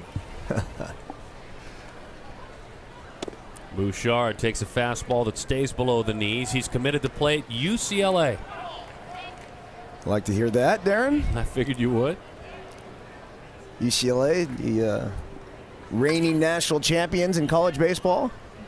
I was there to celebrate with the guys in Omaha. I was going to ask you whether you made it to Omaha for that. Not only did I make it to Omaha, I made it in the dog pile. Outstanding. If you follow him on Twitter, and Eric is a worthy follow, you would have seen he was there. He had some fun pictures, certainly. Seemed like a last-minute decision to go, something you felt like you had to do as he swings through that one. And that was exactly what it was, Darren. It felt like it. It was fun. I needed to be there. And my team, when we went in '97, was the first team in 30 years, the first UCLA team in 30 years to go to Omaha. And since then, it's become a pretty regular occurrence for the Bruins. And they've gotten close, and John Savage has just been fantastic there since taking over as the head coach. And they've really built an unbelievable program. I'm just perennial powerhouse year in and year out. Yeah, they've reached the point, especially on the West Coast, where you see a top pitcher, and if he doesn't commit to UCLA, you wonder, Oh, okay. Somebody really, he must have had a reason for going somewhere else, because that's where the top pitchers seem to go right now. Speaking of top pitchers, how about that 12-6 old-fashioned double overhanded yellowhammer from Tookie Toussaint? Uncle Chuck.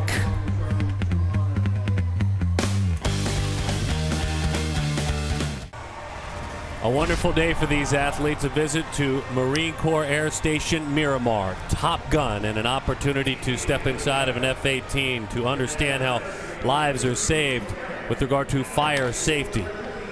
And Osprey, they were visiting there as well. It's just an incredible day for these young men. A couple of players on this team have fathers that have given their lives to the United States military, so they certainly were excited about it as well. 5-3 is the score. And we're glad to have you back. Introducing you to Luis Ortiz from the Fresno area. Hallmark Carter School. And the right-hander is the #1 prospect with regard to right-handed pitchers in the state of California. David, #5 in the country. Yeah, what you're going to see from Ortiz is power stuff. Mid-90s fastball, can get up to 95, but his big pitch is a slider, and it's a true slider. We talked early in the game with Grant Holmes the difference between a curveball and a slider. Luis Ortiz throws a true slider in that 85, 87 mile-an-hour range. It's just a great present pitch. A lot of Fresno kids, David. Yeah, it's, you know, we haven't seen Trenton Kemp yet, outfielder on the West squad. I had a chance to talk to Trenton before the game. Yeah, so 3 players from the Fresno area along with Jacob Gatewood. So a great year for that city. Broken bat, rolled out to third. Sticking with it is Bouchard on across the diamond in time for the out. Let's get back down to the dugout. Brett Dolan, what do you have for us? All right, guys, every parent who has a son in this All-Star Classic has sacrificed in one way or another, time, money, traveling around the country. Kel Johnson from Georgia joins us. Now, his mother has taken things to a different level with her commitment. Tell me about what mom does that makes her special. She has certainly taken it to a new extreme. My mom actually throws my batting practice for me, and every time she's throwing to me, a crowd will gather around. You know, some people are like, well, I don't know what's more impressive, the hitting or the pitching, you know, because she'll throw it right by you. So I'm always telling her, I'm like, Mom, you got to slow it down a little bit. I can't get to that one, you know. And she runs it up there a little over 70 miles an hour.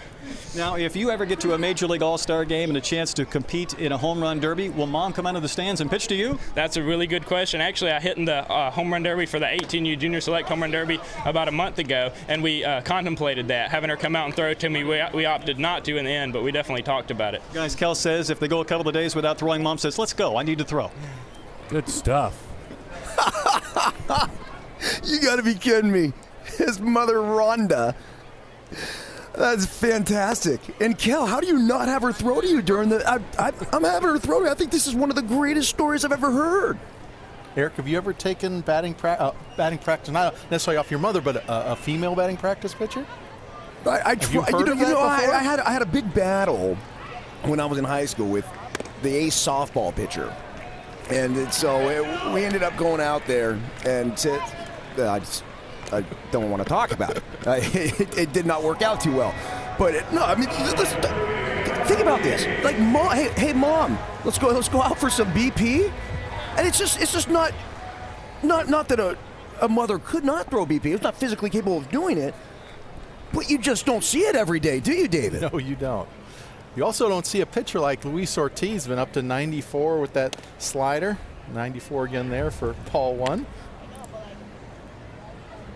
1-0 the count to Michael Chavis, his first at bat of the contest.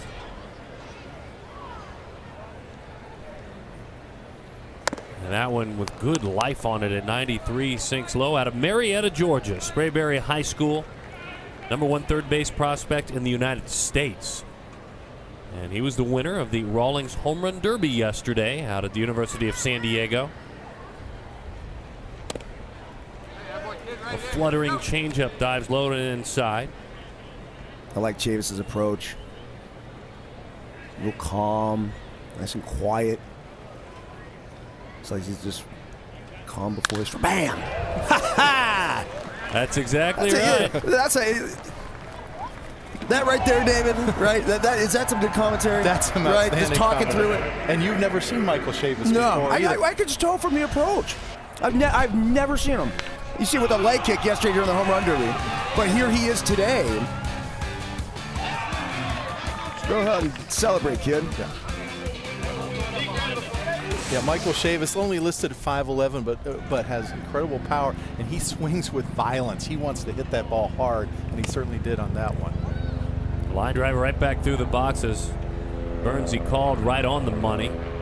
Quiet swing, but explosive. And again, didn't try to pull something he shouldn't try to pull.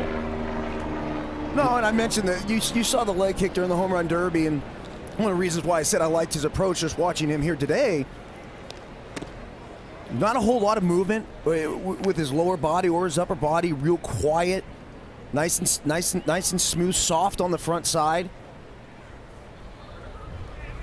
Big right arm from Ortiz. We're seeing it. A credit to him a couple of years back. He dropped about 30 pounds. He was bigger and thicker, wanted to get in better shape as the runner's on the move. Throw is on the money, but unable to hold on to it out there. And you talk about explosive swings and how he goes after it.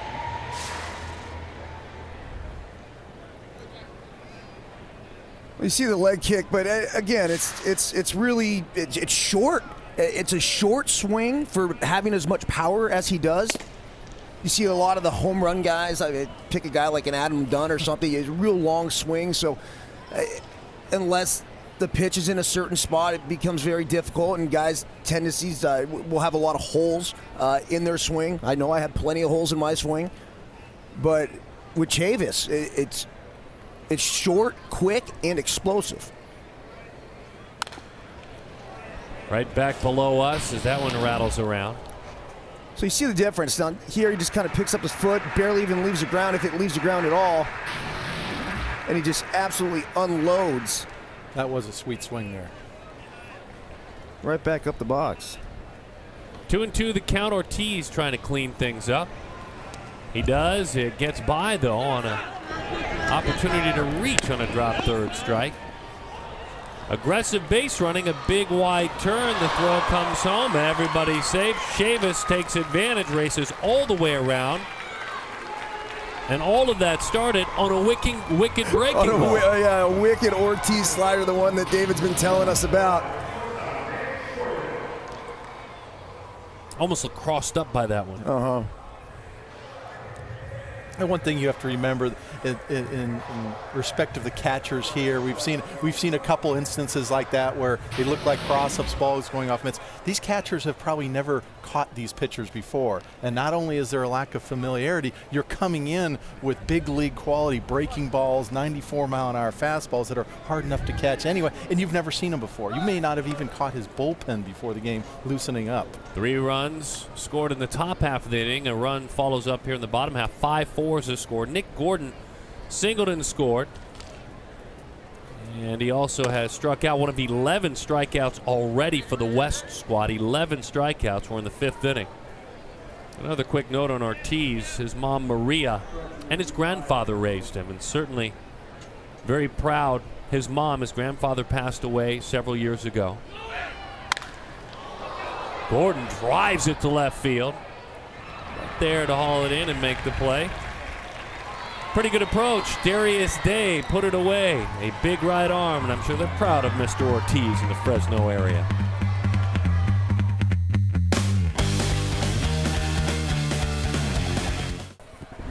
The Perfect Game All-American Classic is brought to you by Evo Shield, the protective choice of over 250 pro and college teams. So Harold Reynolds, he trusts his baseball instincts, and Brian Kenny favors stats. Now old school battles new school, plus highlights and news of the day. It's MLB Now. It's weekdays at 4 Eastern on MLB Network, presented by MasterCard. Well, pitching has ruled the day in this contest. We have seen some miscues defensively, some pitches that were a bit wild that allowed runners to move up. The West squad has already struck out 11 of the 15 outs they have retired. Meantime, we go back to the East squad out on the mound. A young man out of Hamilton, New Jersey, Joe Gatto, takes over. The right-hander out of St. Augustine College Prep, 6'5", 215. Yeah, Joe Gatto has improved as much in the last year and a half or so as any pitcher in the country. We had him at events a year and a half ago where he's topping out at 82, 83 miles an hour. Got up to 87 last summer, now up to 94. I've seen him up to 94 in the last couple of weeks. Has very high-quality secondary pitches, but really is a primary fastball pitcher now who will need to learn his pitches, to mix his pitches better in the future. And John Littell, his first opportunity to make an appearance in the Perfect Game All-American Classic out of Stillwater, Oklahoma. If he doesn't sign next spring or next summer, he'll go play for Josh Holliday, the new head coach at Oklahoma State. Matt's younger brother. Swing and a miss. And a diving fastball, 0-1 the count on Littell. Had to imagine that he'd end up at Oklahoma State. You better, or he'll knock on your door, right? Absolutely. It's Coach knocking. He wants to talk to you. So congratulations to the young man out of Oklahoma earning the invite. His father, the women's basketball coach at Oklahoma State University, Jim. And then it really would have been someone if you went to Oklahoma. Breaking ball is high. Become a Sooner. John, the #1 outfield prospect in the state of Oklahoma. The bats that were taken by Bryce Carter earlier has him reaching. Gatto hops off the mound and fires in time for the out. Big fella made that play look pretty easy. You know, Joe and Patty, mom and dad, haven't been able to come to all of the events this summer. They've enlisted the helps of aunts and uncles and friends of the family from back in New Jersey to travel with them when they can. I would imagine it's a very proud day back in New Jersey. Hardworking family always can't get every vacation day they want. That one is stroked in the center field. Welcome to the contest, Trenton Kemp. That's my guy. A young man you got to speak with. He greets him very rudely, does Gatto, and Kemp out of Clovis, California with a base hit. You're right, and then another Fresno kid, a football player that really just now started focusing on baseball. Now, I was talking to him. See, it's pinch run for it. Hang with him, I guess that'd be it. Dealing with a little bit of hamstring issue, David? Yeah, Kemp's been dealing with a little bit of a hamstring issue lately, and I don't think we'll see him in the field tonight either, but it's very nice to see him hit. Because he came to the National Showcase as a pretty much an unknown and absolutely lit Minneapolis on fire with his bat. Alex Jackson into center field with a base hit. The pinch runner, Derek Hill. Hustling on around, that ankle tweaked. It looks pretty comfortable for Jackson. Guys, a couple of nights ago, he rolled over his ankle at first base, and it didn't look too good. We wondered if he should, take this game off, be the host. He's already the #1 prospect in the land. He worked with it. He iced it. He kept it elevated while still making every appearance that goes along with this game, and he looks fine. Well, no reason why he should be embarrassed to have Miley Cyrus in his iPod. She's a regular on my playlist. Breaking ball is outside to Jacob Gatewood. Be proud, Jackson, be proud. Gatewood's another Fresno. Yes, another Fresno product. Bouncing ball knocked down out there by Gatto. Is there a play? There isn't. Let's hope everything's all right with him. He took a look after he knocked that ball down. And they'll come out. His head coach, Chan Brown, Parkview High School head coach, and the manager of this squad. Another good approach. Gatewood right back up the middle. That's really the thing that's impressed me about all these guys is how refined they are as baseball players. Sure, you realize there was going to be some tools these guys out there. I didn't think I'd see as many as there are, but I definitely did not expect them to be this developed as baseball players. Well, they play so much now, I think, compared to when I played, when Darren played, when you played even, 15 years ago, 20 years ago in high school. They'll go out and play their high school seasons in the spring and play 30 games. But then between June the 1st and November the 1st, they'll probably play another 75 to 100 games, depending on what program they're with. So it's a full-time job during the summer. You're playing baseball literally every day, somewhere, different parts of the country. And with that much repetition, baseball is a game of repetition. You're going to develop those skills. Flaherty's been on a couple of times. He has walked twice, scored 2 runs, 6-4, the West team leading it. West wearing the white uniforms, the East wearing the blue uniforms. I think the East won the battle of uniforms. I love the old school 1980s Cardinal look. I do too. Rawlings tries to be creative every year with what these players wear. They had more of the old school Astros stripe, kind of the ribcage stripes that went across. Different colors, not orange obviously, but that same concept last year, and it was fun. So tip of the cap to Rawlings. A lot of research and development for safety, but in this one the creative R&D staff goes to work.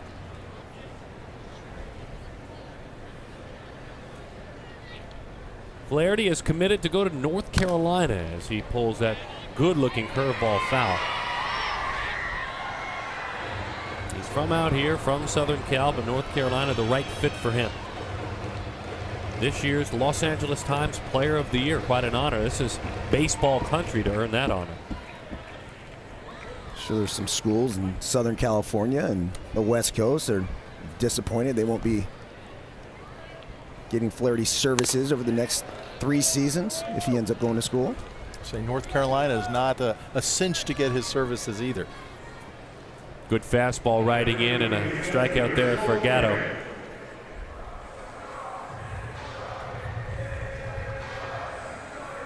When you talk about Joe out there on the mound as he faces Stone Garrett, he gives a ton of credit to his uncle Frank. Mom, dad, very active in his life, but his uncle's been his pitching coach since he was 9 years old. Breaking ball to Stone, bounces in there. Garrett's first at bat out of Sugar Land, Texas. And Stone, one of those gentlemen we talked about when we showed you Miramar earlier. His father, a 2-decade career in the United States Navy.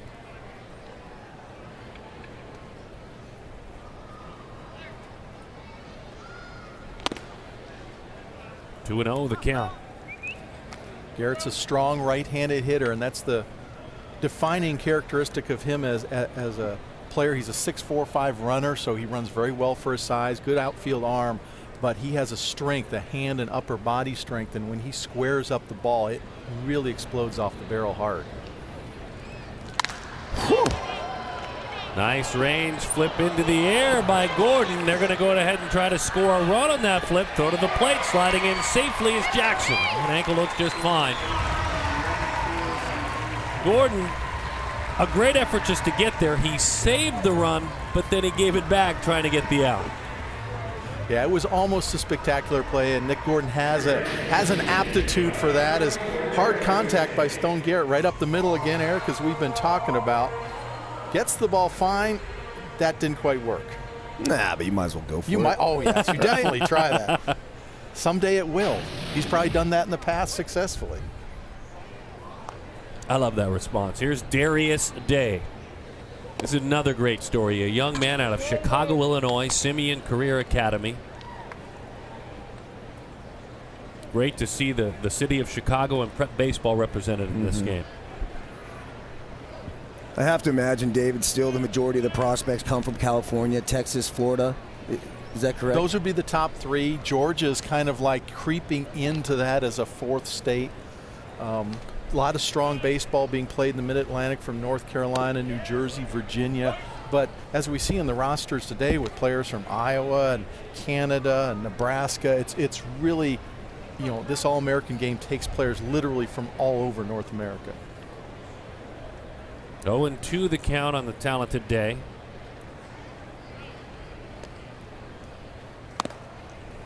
Chases a fastball after a pretty good curveball, but a couple of key knocks from the gentleman for the West squad. 7-4 is our score. More from San Diego in a moment.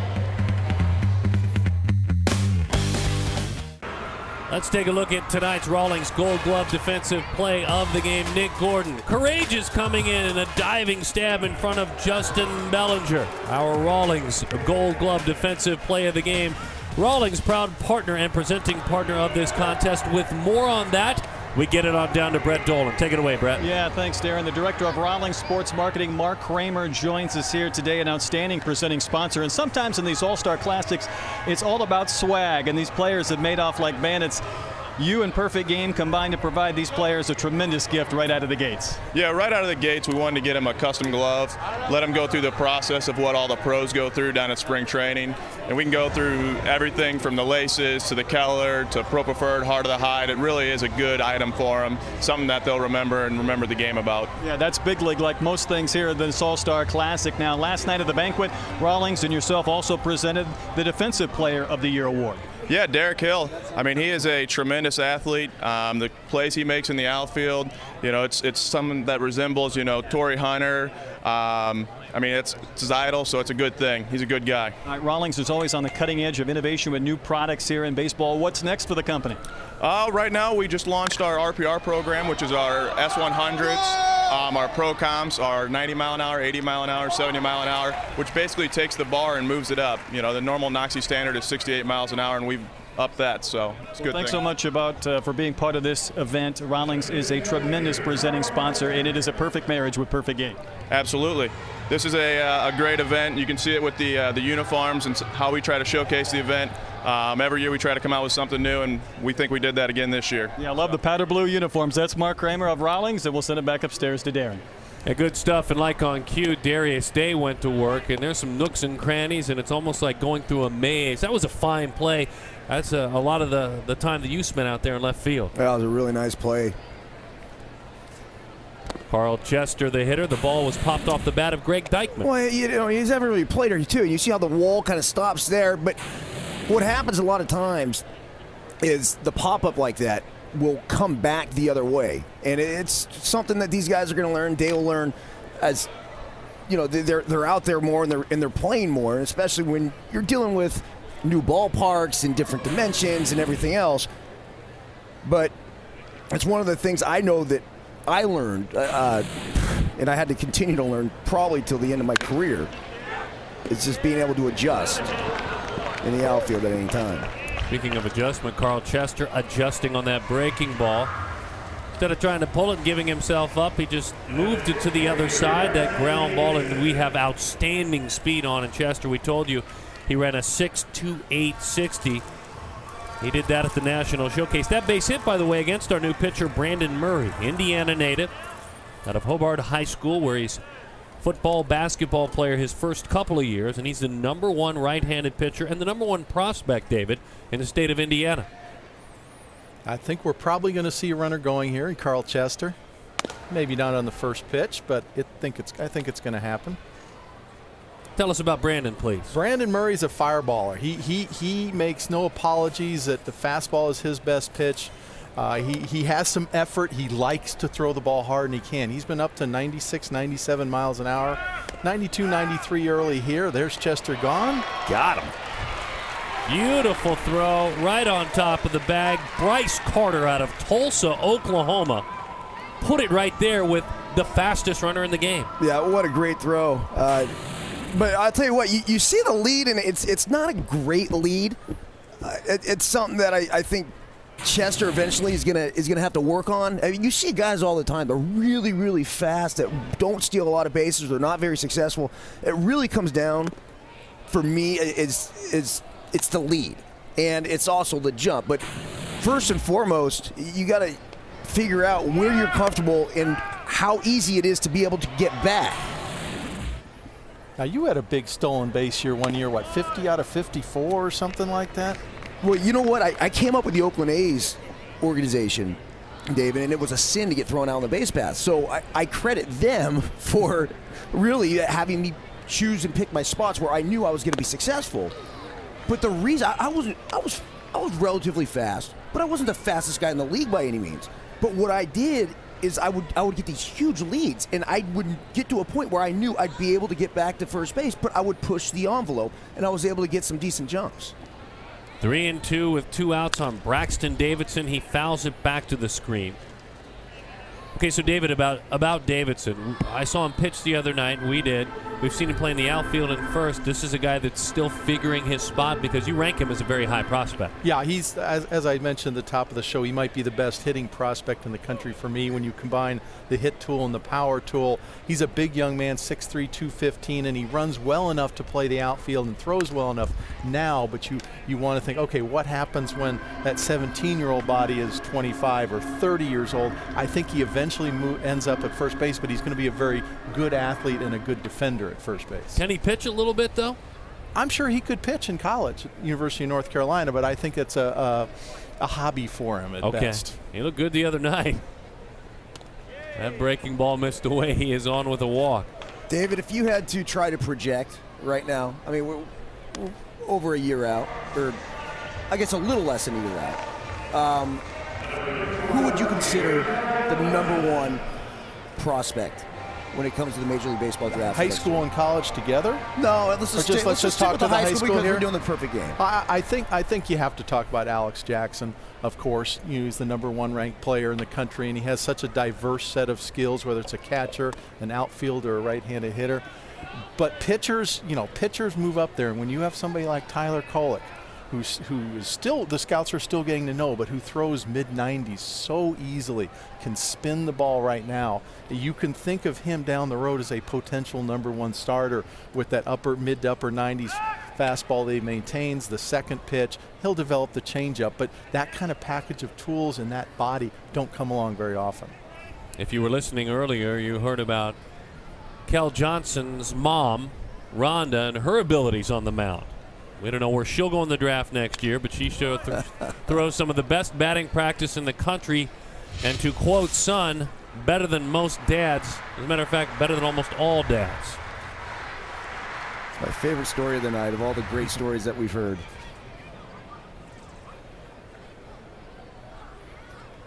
He hit 11 home runs in that junior home run derby in New York, Citi Field. Pitches high to Kel Johnson. 6'4", 210 out of Palmetto, Georgia. A Georgia Tech commit. Plays for the very successful East Cobb Braves program.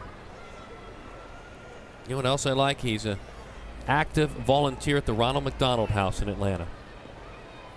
Kids battling cancer and their families involved.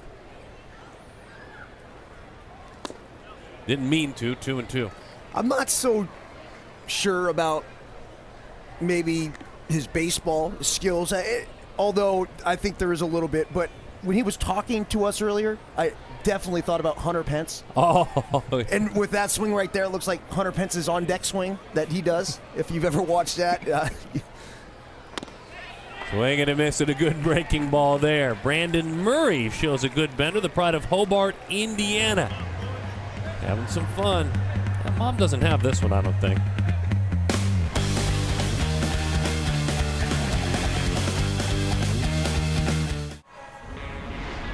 The Perfect Game All-American Classic is presented by Rawlings. It's the #1 brand in baseball and sponsored in part by Perfect Game, baseball's largest and most respected independent scouting and tournament provider. Incredible night last night at the San Diego Hall of Champions, the annual award ceremony leading up to this game. These gentlemen were gentlemen, certainly treated to a fine dinner and insightful speech from their honorary chairman, Trevor Hoffman, and then the awards, Baseball America Pitcher of the Year, Tyler Kolek. And that was just award #1. It was a pleasure to see Devin Smeltzer, who recovered from cancer, win the Nick Adenhart Trophy as he beat cancer. The Swag Award presented by Evo Shield, Jacob Gatewood won that Swag Award. The Baseball Prospectus Prospect Award going to the talented Alex Jackson. The Defensive Player of the Year, Derek Hill, presented by Rawlings. And the Jackie Robinson Award winner last night, the High School Player of the Year, presented to Nick Gordon. So it was a fine night last night. The San Diego Hall of Champions and Trevor Hoffman and the San Diego Padres acting as our host, and another unforgettable evening. Good rising fastball. That one jumps up and out of there. Allow us to introduce you to Jacksonville, Florida's Sean Reed Foley, 6'3", about 200 pounds. Sandalwood High School, FTB Chandler is his travel squad, and that is some wicked stuff. And it elicited a fine reaction from the man sitting to my right. Wow. That was like a sound effect you gave that one. Well, it's right. Coming on the heels of the 93, 94 mile per hour fastball, that was riding up and in at the batter's head, and then he backs it up with a slider that, I mean, my goodness. Is this wiffle ball again? That's what you'd call the Frisbee slider, right? Kind of an easy slinging delivery, too. Whip with that arm and jumps at the end. Sergio Romo is probably known to have the best slider in Major League Baseball right now. That was every bit as good, if not better, than Sergio Romo. So as a matter of fact, I'm going to say that was better. Very impressive. So now it's just doing it in the ninth inning. The thing about Sergio Romo, that he also not only doing it in the ninth inning, but he puts it where he wants when he wants. Ice water in his veins as well. That one dives low. You're exactly right. 1-2 the count. Foley's another one. He's the second of the kids whose father served our country. His father 30 years in the United States Coast Guard. Awesome. Great that we're here in this military town. Every Sunday, the Padres still sport their camo. They host the United States Marine Corps, filling up that upper deck in right field. Very strong, as you mentioned, military town. And so Sean was glad to talk with us about that the other day. Everything moves. Everything's got life. Great late life. Monte Harrison goes down on strikes. He's already been on with a stolen base, but not that time. Yeah, we've seen a number of pitchers so far pitching in that 92, 94 mile an hour area, but it's not a straight four-seam fastball. We're seeing 94s with a lot of life on it, whether it's the riding, the diving, and that just makes it all that much harder to make contact with. Scott Hurst reached via the walk back in the third inning. Scott out of Glendora, California. Bishop Amat High School. Good school academically, athletically. His freshman year, they won it all, the CIF title. That was a changeup.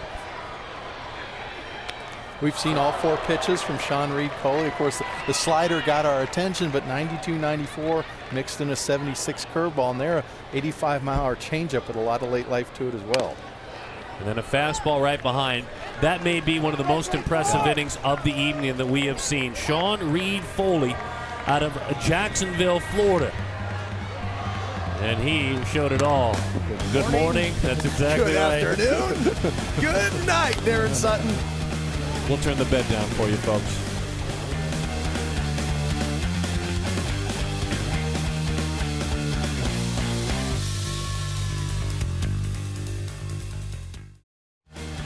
Welcome back to the Perfect Game All-American Classic presented by Rawlings. The best 51 players in the country heading into their senior year. Eric Burns, David Ronsley, Brett Dolan. I'm Darren Sutton here in San Diego, and it was the Rawlings Home Run Derby. Even the pitchers knocking them over the boards. That's Tyler Kolek. Mr. Hurst followed that one up, Scott Hurst, but in the end, it was a huge day, and it was a Home Run Derby championship for Michael Chavis out of Marietta, Georgia, Sprayberry High School. Some #1 third baseman in the United States, Rawlings, in that beautiful Crystal Cup, something to be proud of. And we introduce you to David Peterson out of Denver, Colorado, left-handed pitcher. Big fella, 6'6", 220 on the mound. #1 prospect in the state of Colorado as he misses low. Facing Benito Santiago. Tell us about David. David. Well, David, 6'6", as you mentioned, very athletic 6'6". He plays first base with skill and grace. He swings the bat very well, but you look at that frame, you look at the loose arm, and you just know he's going to get better. And he's been up to 92 already. Good breaking ball, but he's a pitcher that scouts can dream on when maybe he's 24, 25 years old. Nice cutting action on that fastball right there.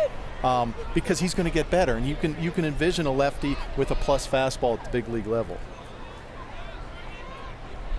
Pitches at Regis Jesuit High School, and his head coach this past year was Mike Anderson, but the first 2 years his head coach was Walt Weiss. Walt Weiss cut his teeth coaching and teaching before he became the manager of the Rockies. So if you're out there on the mound, first of all, you know from Walt to get over there, and he does. And second of all, what a great teacher. You're not kidding. 6'6" and athletic. Yeah, Bernie, you're impressed by that play by David Peterson. He's a big boy. Look at him. Graceful, too. I should note, Benito Santiago, not a bad runner at all, 6'7", 60 guy, so that's not a prototypical catcher running either. And you think if Walt Weiss is your head coach, longtime Gold Glove infielder, that he's going to have his pitchers not field? He's not letting them get away with that. Walt Weiss, for a while there, had his Rockies playing some really good baseball at the beginning of the season. I think their lack of pitching depth has since caught up to him. Justin Smith takes low and away from that left arm. 1-1 the count.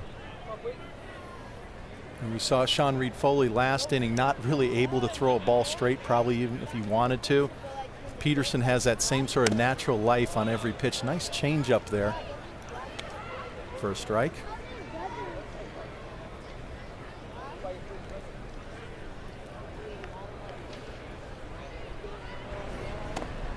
Another changeup, David.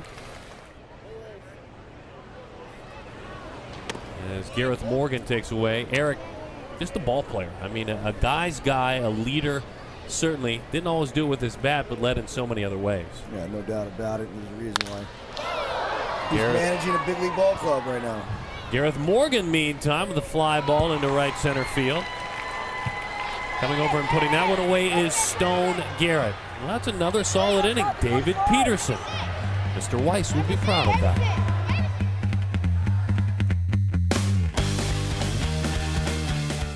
On a beautiful night in San Diego, California. Yes, it is.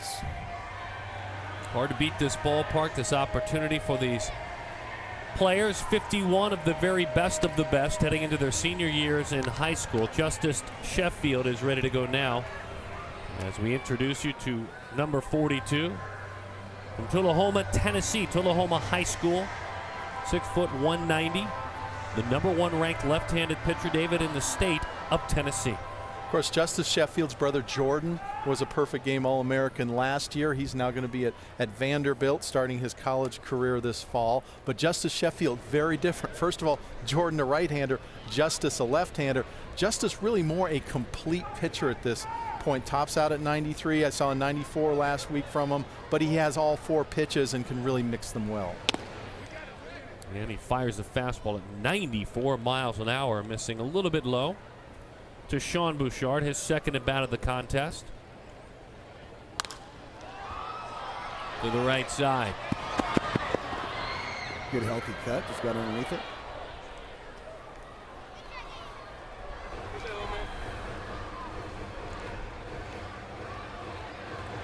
I love the demeanor of these guys. I mentioned that earlier when I saw them during batting practice, but it's incredible how relaxed, comfortable, confident they all seem. Then again, we are talking about the 51 best players in the country. Every reason to be confident. Yes, every reason to be confident. But as we've talked about so many of their families and their upraisings, the respect that so many have for their mothers, you see that it goes beyond just being confident. There's some humility with it as well. Sure. Change up, then a breaking ball for strike 3. Great sequence. Filthy. Yeah, Justin Sheffield, he has all the pitches, and a year ago he wasn't like that. He was a rear back and throw the ball as hard as he can type of guy, and just in the last year he's really developed feel for really all 4 of his pitches, and he's really taken a big step forward over that time. Patel swings right through that one.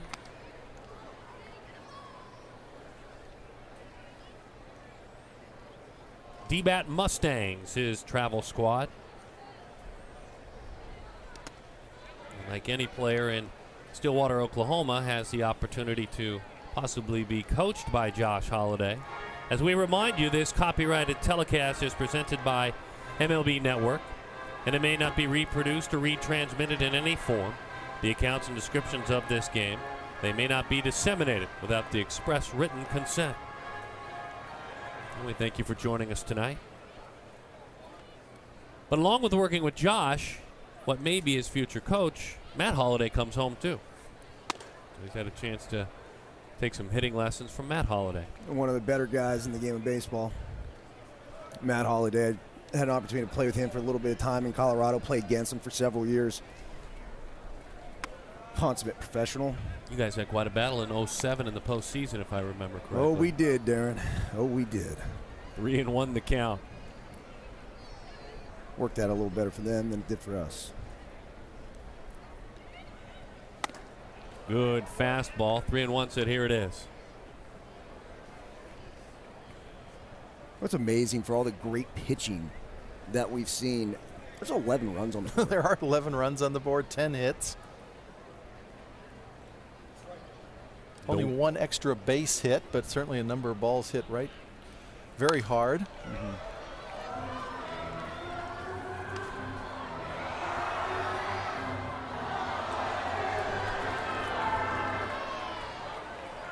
Five hits for the West, 5 hits for the East. Two teams have combined for 5 miscues. More strikeouts that need to be counted because the pitching has been so strong. And that one sails high. It's ball 4.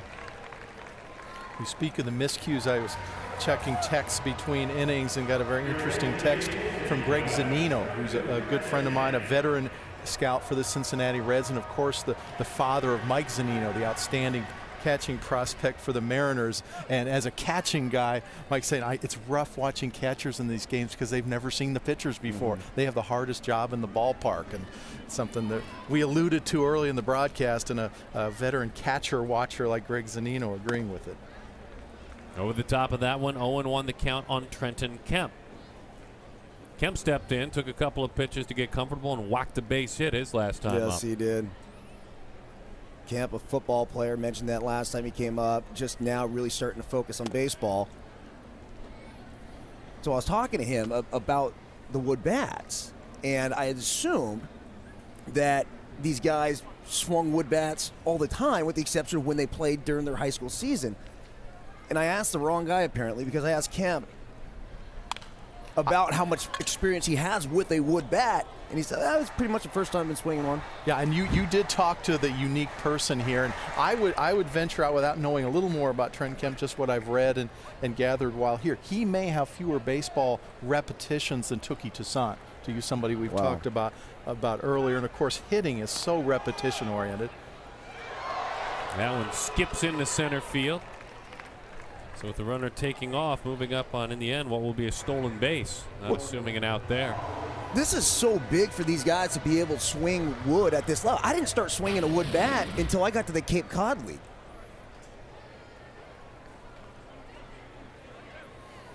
We knew we were going to see some sloppy defense today. Yeah, oh yeah, and it's a natural at games at this level because the players never played with each other. That, and let's not forget they're still 17. I guess that probably factors in as well. You see all these guys, and they have the big league skills. I don't think there's any question about it. But what makes a big leaguer is the ability to repeat it and just the consistency. Yeah, and one thing that stood out about Trenton Kemp as he goes down on strikes there, he had the simplest swing with his hand set up. Just simple, very quiet, as you were talking about earlier. And it's probably a swing that hasn't been coached very much. It's just the natural way that he swings the bat. Chan Brown steps out, makes the call, and he goes to the bullpen. We will get to know Foster Griffin. He goes to work, the left-hander out of Orlando, Florida. Local youth baseball represented at the ballpark, having a lot of fun. More and more players are looking for an opportunity to play in an extended tournament format that culminates in a true national championship. One roster striving for the very best. Perfect game providing that venue, the Super 25 Series. 20 regions around the country and the Caribbean.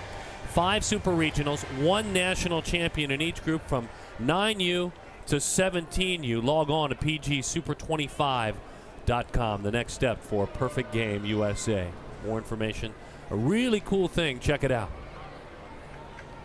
So Foster Griffin, 6'4", 195, left-handed pitcher, facing Alex Jackson, the #1 prospect in this class. Foster out of the First Academy High School. Gets it done in the classroom. Perfect 4.0 GPA and a really good changeup, swing and a miss. I love watching Foster Griffin pitch. He was the most valuable pitcher at the WWBA 17 Under National Championships. Watch how loose and easy his arm is. You know, you're seeing change-ups there. He's an 89-92 with his fastball, and it's effortless and it's loose, and you can just see him filling out and getting stronger and just having dominant stuff when he's 24, 25 years old, which is what these scouts are looking for. What is a player going to be like when he's in his mid-20s? Breaking ball misses low. Foster also a varsity golf team member. I believe his father is a PGA teaching pro as well. You are correct, sir. As that one is a high sky. And put away out there. Sticking with it, doing a nice job. The play is made by Greg Dykman. We roll on. A lot of runs, a ton of strikeouts, too. 7-4. That is our perfect game. A player spotlight. Nick Gordon, certainly a fabulous run. He is on the fast track to certainly at least start his career as successfully as brother and father did. He's a quality young man, very active in PG events. Let's get to know him down in the dugout. Brett Dolan with Nick Gordon, guys. Got it. It's Nick to my left, and of course, father Tom Flash Gordon to my right. And Dad, I'm going to start with you.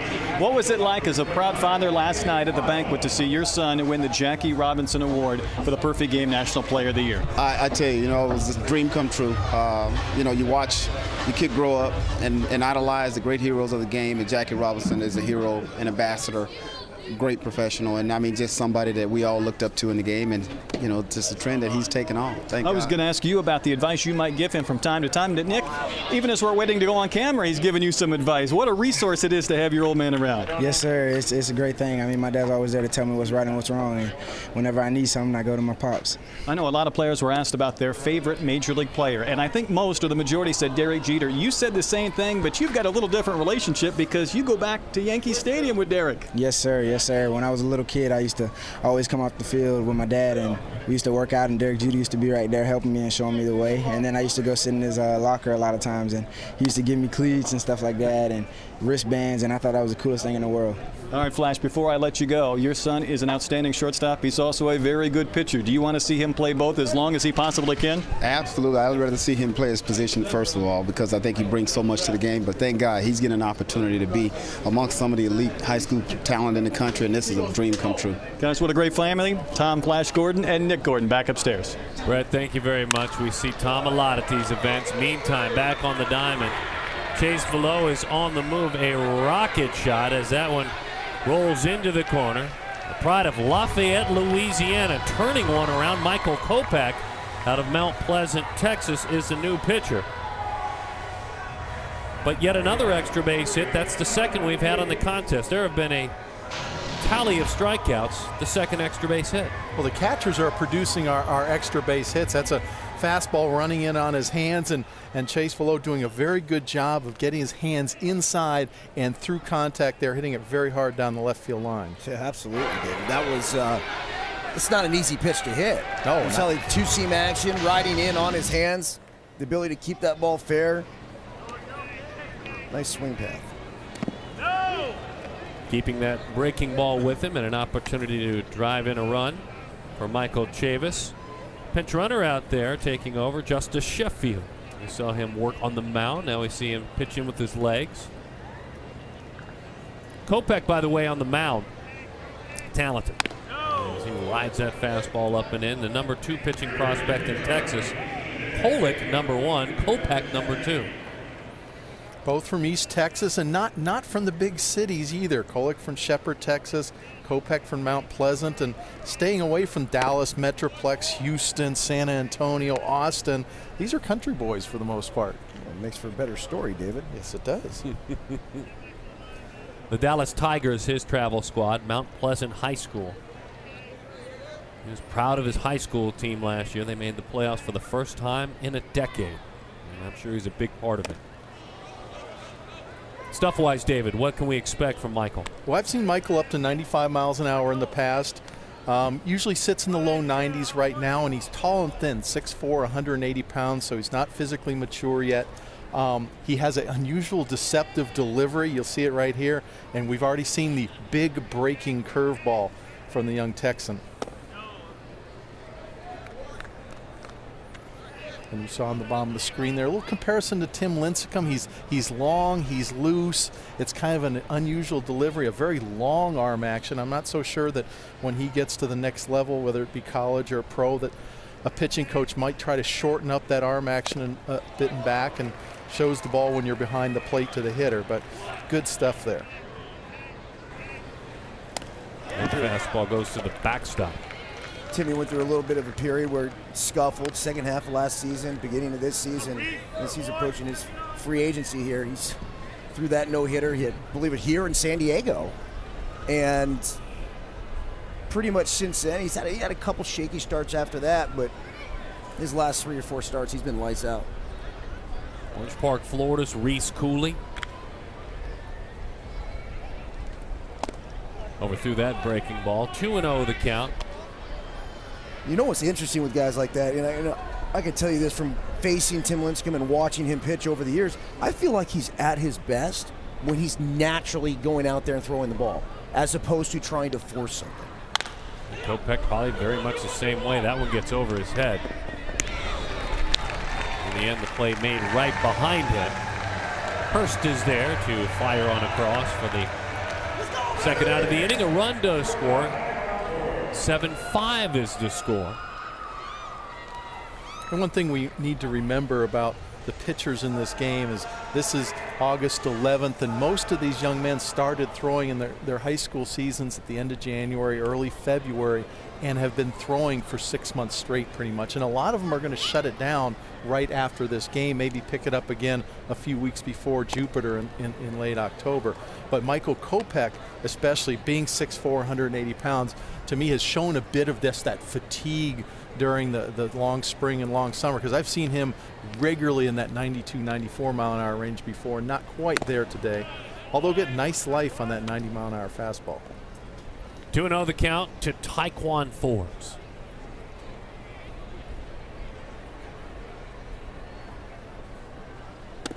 Breaking ball misses outside on 2-0, 2-1.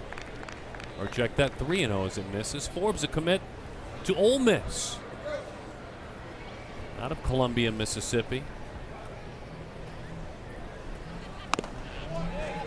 And I've got to think, David, there is a bright future ahead for this athlete.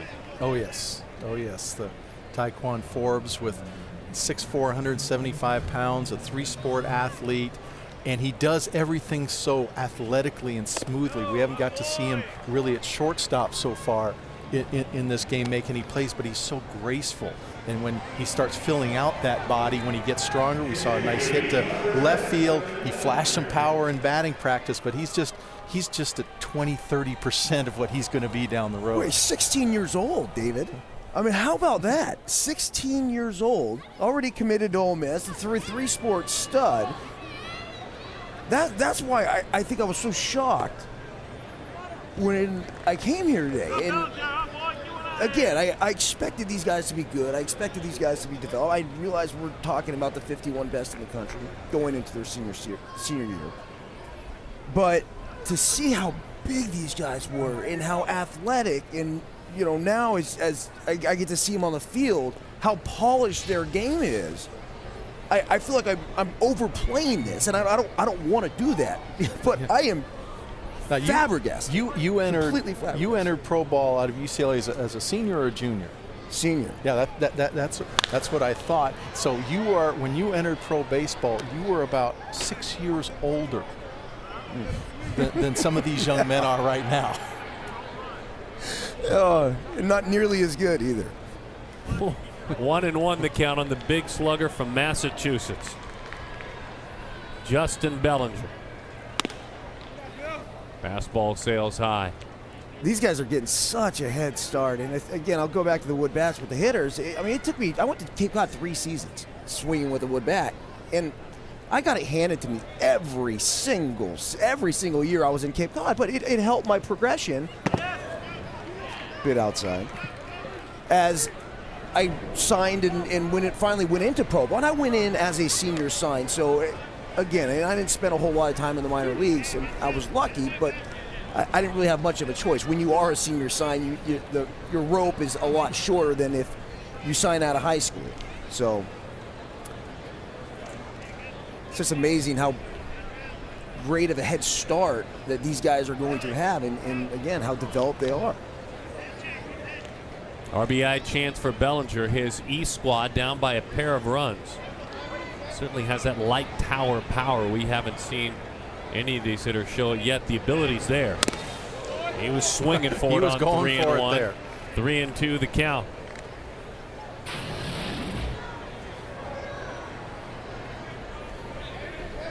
Big swing there from Bellinger. Look at it from the side. Might remind you of a big leaguer by the name of Adam Dunn in his size and swing. And the occasional swing and miss, which Adam Dunn has as well.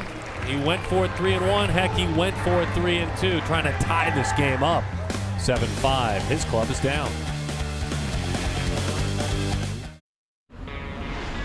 Perfect Game All-American Classic is presented by Rawlings, the #1 brand in baseball, and sponsored in part by Perfect Game, baseball's largest and most respected independent scouting and tournament provider, and by Evo Shield, the protective choice of over 200 pro and college teams.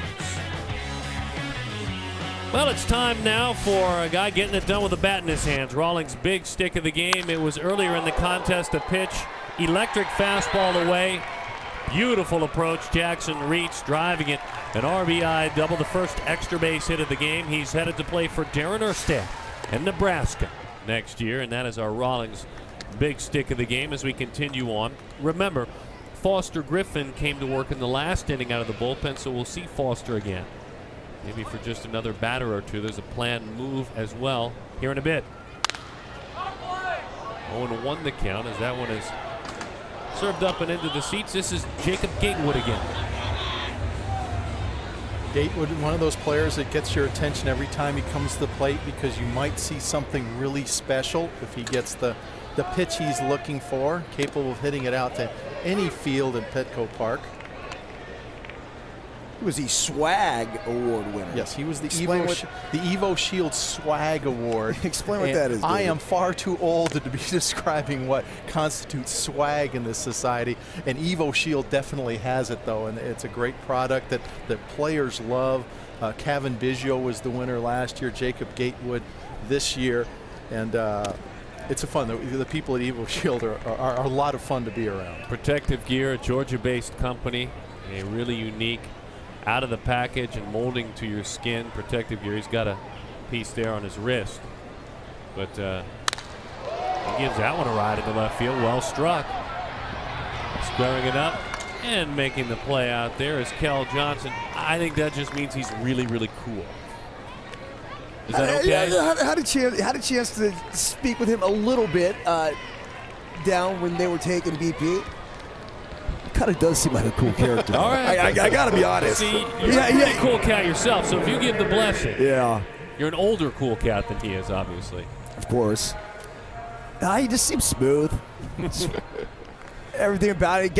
Guys were I don't want to say following him around, but there was definitely something in his personality that was very attractive.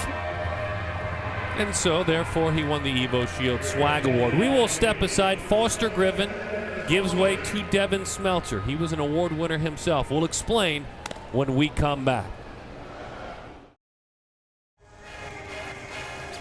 My, oh my, a swing and a miss. Taking a look at tonight's perfect game stat of the game. The earned runs allowed, just 4 total, so some miscues. 32 combined strikeouts. The E squad, 17 strikeouts, 1 earned run, but behind 7-5. Looking to keep that baseball rolling. A very, very talented left-hander with a funky delivery. First pitch is a fastball in. Devin Smeltzer can't make the play. Racing up the line and reaching is Darius Day. So a runner is on a miscue there. Smeltzer, the left-hander out of Voorhees, New Jersey. Didn't quite get the glove down, and not to be cynical or anything, but Devin Smeltzer's out here for 2 outs probably, and first pitch out potential there. He said he might be happy after the game he let that go past so he can get a few more pitches in. Well, he fires that one. It goes back to the screen. You joining us a little bit late. First of all, welcome. You missed an interview with Devin Smeltzer that Brett Dolan did down in the dugout. He has fought cancer at 9 years old. He is a cancer survivor. A grapefruit-sized tumor that was up against his bladder as a very young man. It's a great story. He says, and I quote, "My story isn't about me anymore. It's about helping other people that are battling cancer." Throw down and nearly there on the hop, unable to make the play and clean it up, was Tyquan Forbes. So stolen base, they can run. 6'5" runner, speedy player, and when I look at Derek Day, I was fortunate to see Curtis Granderson play a fair deal when he was younger, and Granderson, of course, from Chicago, and really not a big physical player. And while Day is a speedy player now, you can see him filling out and getting stronger as Granderson has, but there's almost a natural connection there between the two. 8 stolen bases now for the West. You were wondering early in the game what the protocol was for stealing bases and everything, and we said once the game gets going, they'll start getting aggressive, and the West team certainly has. This left-hander out of Bishop Eustace Prep. Runner was on the move again as it's fouled off.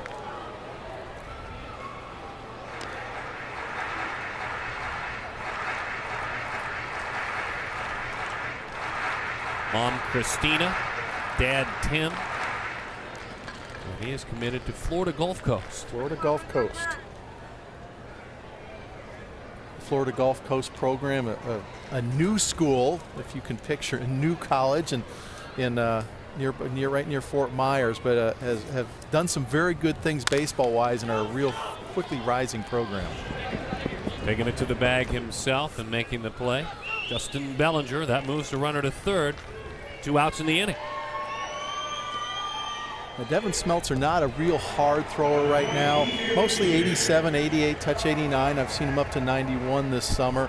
But a very good curveball that he commands well, and a funky delivery. And Eric, as I'm sure you can attest to, sometimes a little bit of funk in there, if you repeat it, really bothers the hitter. Well, not sometimes, all the time. Whenever you can break the norm. You see, from a hitter's perspective, I spoke about this earlier, but when you have that quote-unquote funky delivery, and it's almost like you see Smeltzer short-arming it, it looks like he's throwing the ball out of his ear. So real hard to pick up. Another good way I would describe it to people is when you would hit off the hitting machine with the wheels, and it would just flash the lights, and all of a sudden the ball would come popping out. Look at that swing. Beautiful swing. That's DJ Peters into right field.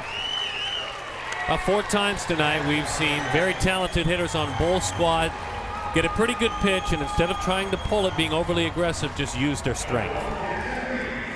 Well, DJ Peters, 6'6", 215, and as we were watching batting practice yesterday, we were talking about all he did during batting practice was drive the ball to right center field. It's something he's comfortable with, it's something he's taught, and it's something he's self-disciplined enough as a hitter to do, when it's demanded. He'll learn the power in the future. Meantime, to the right side, Reitz shoots the hole. Jackson with the base hit, so Jackson with a couple of hits on this contest, including a double earlier in the game. Yeah, Reitz has had some really nice at-bats today. Had the double at right center field. You just mentioned, Darren, he also had a hard-hit ball to third base on a very difficult curveball. And here gets himself another base knock. He was also the victim of the Sean Reed Foley impossible to hit slider for his 1 strikeout of the night. Yes. So trying to add on already an 8-5 lead. The West squad wearing the white uniforms, the East squad wearing the blue.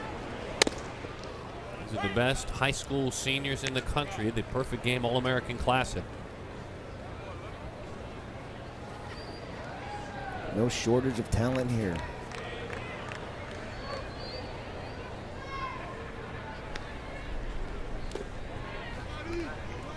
Nice job putting his nose on it. Chase Velo behind the plate. He's another one still just 16 years old, the catcher behind the plate out of Lafayette, Louisiana. And oh, by the way, 6'1", 205.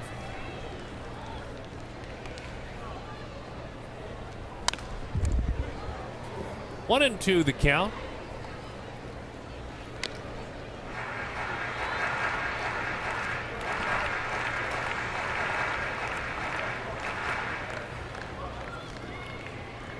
kids bigger now than they were 10 years ago, David? I'd have to believe so. I think the nutrition that they have, there's more availability of weightlifting. And I think our society as a whole is a beautiful curveball from Devin Smeltzer for strike 3 there. Our society as a whole is getting bigger, and it only follows that our top athletes are getting bigger as well. To the bottom of the 9th inning we go. The West squad on top of the East. Trying to win this thing. 3 outs, and they will.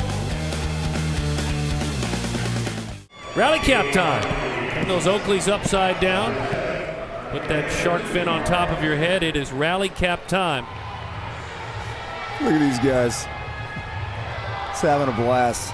Zach Shannon takes the rock, and he rolls, the right-hander out of Cincinnati, Ohio. Anderson High School. Young man is an Ohio State commit. And they're looking to get 3 outs. These guys are looking to get 3 runs. Make it 4. They just soon win it. David, tell us about Zach Shannon. Well, Zach Shannon is going to be a talking point for scouts this coming spring before the draft, and that he might be the one player in the class where you don't know at this point whether he's going to be a position player or a pitcher. Now, we've talked about it with Nick Gordon and some others, but you notice he started the game at first base. He's finishing off as the closer, and he's going to still have to define himself. He's up to 94 on the mound. He's got big power in his right-handed bat, and really just maturing as a player despite his big size and everything. Skills, still defining themselves. Rolled out to third. John Bouchard, local product, San Diego, California, shoots it on across the diamond. And so Shannon, with his squad, 2 outs away from winning this, the 2013 Perfect Game All-American Classic. This has been fun, guys. Really have enjoyed it. Yeah, it's been fun watching these kids play, hasn't it? Yes. They're good young men. Breaking ball. That's a treat. It's called low. It's been fun working with you. Your perspective has been very welcome. Appreciate that, Sut. And hopefully we've infected you with the baseball at this level, and we'll see you again someday. David, I love it. You're welcome to any Perfect Game event. Come down to Jupiter in late October and join us down there. I want in. I'm not sure if the powers to be are going to want me in. But if I'm not working, the next Perfect Game broadcast, it's not because I didn't want to be there. Michael Geddes takes a pitch that comes high and tight. A pitch on the outside corner to follow it up. 2-1 the count to Michael.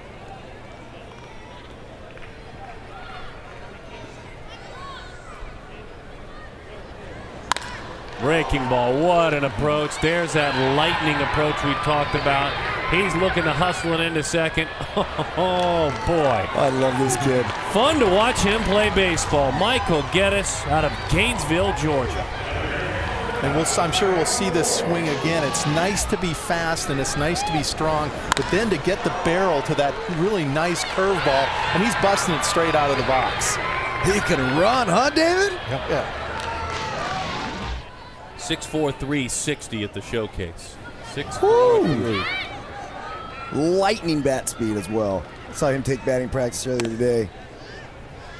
Mentioned it earlier in the broadcast, but he was just buggy whipping balls out of here. And there are not many athletes in this game who have that type, all those tools, whether it's the speed, the strength, the quick twitch, the power, the arm strength. On a backhand, long throw. Did he stay on the bag? Yes, he did.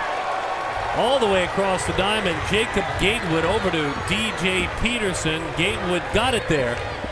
And just in time, some hamming going on by all the umpires down in the dugout.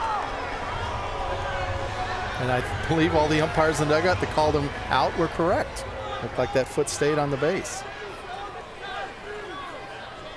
Yeah, get the call right.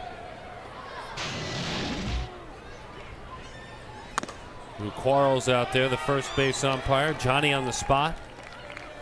Joined by Greg Robinson, Clay Proctor, Brian Files, Jim Tatum, and Chuck Brady are 6 umpires. Perfect Game umpires. Congrats on the job they've done tonight. That one sails away. Greg Robinson, our home plate umpire, gets out of the way. I'm telling you, going back to Geddes, Eric, feel the exact same way. I saw him really intensely in person the first time the other night. That was the first time. It's fun to watch him get after it. kind of Mike Trout-like, that explosion. Yeah, and you don't want to compare too many people to Mike Trout, but if you're going to, Geddes is a good place to start because he has that dynamic, quick twitch and strength together. Nice job blocking up. Right behind the plate, putting his nose on it, Alex Jackson. Told you a couple of days ago that ankle looked a little uncomfortable from a pickoff play at first. He's been great tonight. And for this entire week, he's been a fabulous host as a local product, Alex Jackson. Went and got that one, framed it up, 2-2.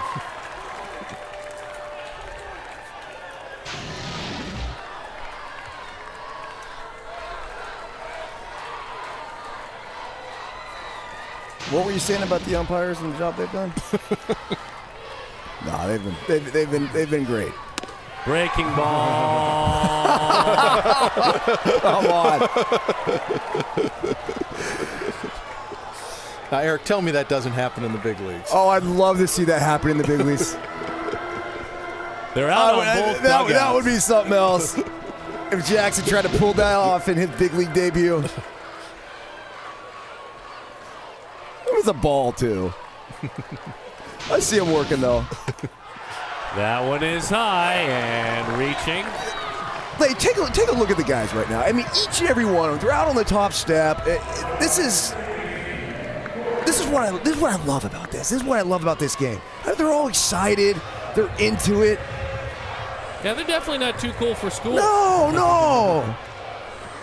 And I will tell you, there has been a little bit of East-West rivalry going on the last 3 days. So it's definitely in there. It's fun to watch. That's what baseball's all about, David. Nick Gordon representing the tying run. That one sails outside, threw him a first pitch changeup, did Zach Shannon. Zach was 91-94 at the showcase in Minneapolis. Had a big arm from all over the diamond. Jackie Robinson Award winner Nick Gordon got crossed up. Alex Jackson got crossed up. They cover the plate. The run scores. The throw goes wide. All the way hustling into third. Chavis with the aggressive base running. 8-6 is the score. And Alex Jackson and Zach Shannon cross one another up there. It's an empty feeling for a catcher.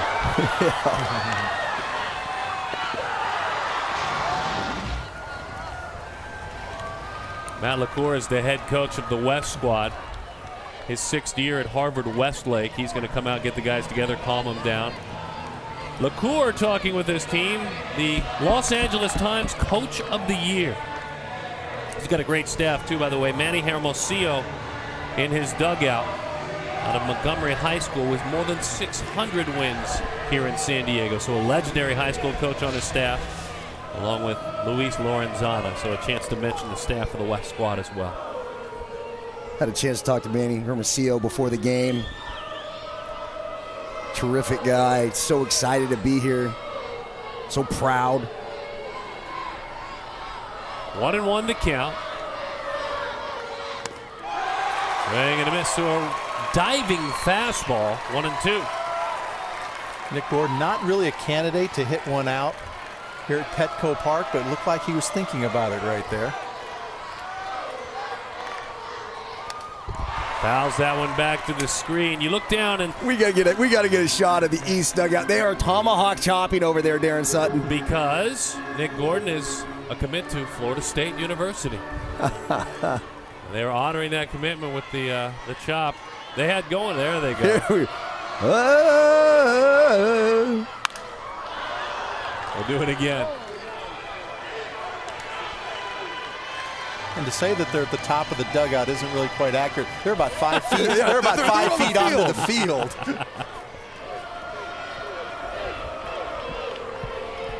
This is great. The 1-2 hanging around. 93 on that fastball from Shannon. He wants to get this game over with right now, too.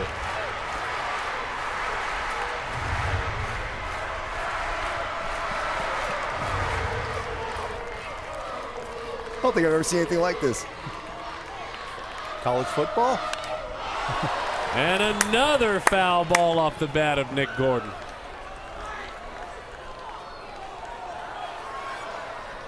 West squad, white uniforms. East squad, tomahawk choppers. They're trying to rally their team. They got him with a fabulous changeup. The West You gotta team be kidding me. wins it all. Be careful, guys. That pile's worth a lot of money. The blue goes on top of him. The 2013 Perfect Game All-American Classic goes to the West Squad. Dog pile all around both teams. Now I know I've never seen this. Actually, if you were here at the game last year, you would have seen the same thing happen Let's as well. hope that sorry, everyone David. emerges David okay. wasn't. Let's hope that everyone emerges okay. Actually, I had players tell me this week that there would be no dog pile, 2-team dog piles afterwards, but they seem to get caught up in the excitement of it. Boys will be boys, huh? Everyone hopefully getting up after they all piled on top of one another. At the end of it all, when you get a bunch of guys 6'4", 230 on top of you, at the end of it all, there's a car on top of you. I mean, there is a small automobile on top of you. I did notice Tyler Kolek right there at the bottom of the pile, though. So here you go. Great changeup. Awesome pitch by Shannon. You gotta be kidding me. Oh, why am I not surprised that Monte Harrison was the first one out the dugout, Darren? This is the best dog pile that I've ever seen, including any World Series that I've ever watched. All right, let's take a look as they gather at our Evo Shield play of the game. It was certainly the inning of the night. Cody Medeiros, the young man out of Hilo, Hawaii, Waiakea High School in Hawaii. The island certainly proud of what he was able to do. What did you think? I thought that's the best left-handed slider that I've ever seen in my life, Darren Sutton. Excitement down on the diamond, certainly excitement on the field. We've got a champion. We've got Brett Dolan down there with the champs as well. Brett? All right, thanks so much, Darren. What an incredible group of baseball talent we have here today, but we have to pick one for our perfect game, All-Star Classic, Most Valuable Player. And to do that, I can't think of having a better person than here in San Diego than Trevor Hoffman. And Trevor, you have a presentation to make for our Most Valuable Player. I do. You know, it was really nice here in San Diego to see a game end on a changeup right there. And all these guys have acted like MVPs both on and off the field the last couple days.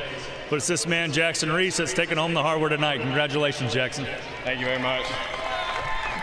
Jackson Reitz had 2 hits, 2 RBIs, and 3 stolen bases today. Jackson, you come from Nebraska, the first Nebraskan to be part of this All-Star Classic. Come from a very small town. This is what perfect game is all about, to take a young man who maybe doesn't get to play against the best talent and give him some exposure, and you got on the big stage today and had quite a night. Yeah, it's truly an honor to be from Nebraska and get to play here with all these guys. Being one of the 51 guys playing here is truly an honor, and I'm very blessed to be one of those guys. I know you love to play baseball. A couple of years ago, you broke your hand, your glove hand, and you ended up playing baseball with your left hand in center field just so you could be on the field and play. What does this whole experience mean for you? It's awesome. I mean, it was an absolute blast being here all week. It was truly inspiring going to Rady's Children's Hospital, and it was just awesome. I can't think of a better experience. What about this group of talent you played with today? I would imagine you're going to cross paths with these guys very soon, and maybe for a long time. It's great playing with these guys. I mean, 51 of the top guys here, and I had a blast playing with them and getting to know them all. Let's hear it for Trevor Hoffman and for our most valuable player, Jackson Reitz. And we'll send it back upstairs to Darren Sutton. Very good stuff, and we appreciate all your work down there. Your takeaway, David Ronzi. I'll let you wrap first. Well, we haven't talked about this much, but the 2014 class is one of the most talented in the last decade to come through, and I think we saw that on the field tonight. We saw incredible pitching, not only with the velocity, but the secondary pitches, but you look up at the scoreboard, and it's 8-6. There was a lot of offense, too, so it's a great group of kids. They're going to play a lot of baseball before the draft next June, and I'm looking forward to seeing all of it. Eric Burns? Just thoroughly impressed. again, you know, I can't overplay this enough. How excited I am for the future of baseball because of this crop, because of, you know, what this game has developed into, and you watch these guys and they have so much fun playing the game, and they're so gosh dang good at it at such a young age that what I really take out of all this is I just think this is great for the future of baseball. Guys, nice job, both of you.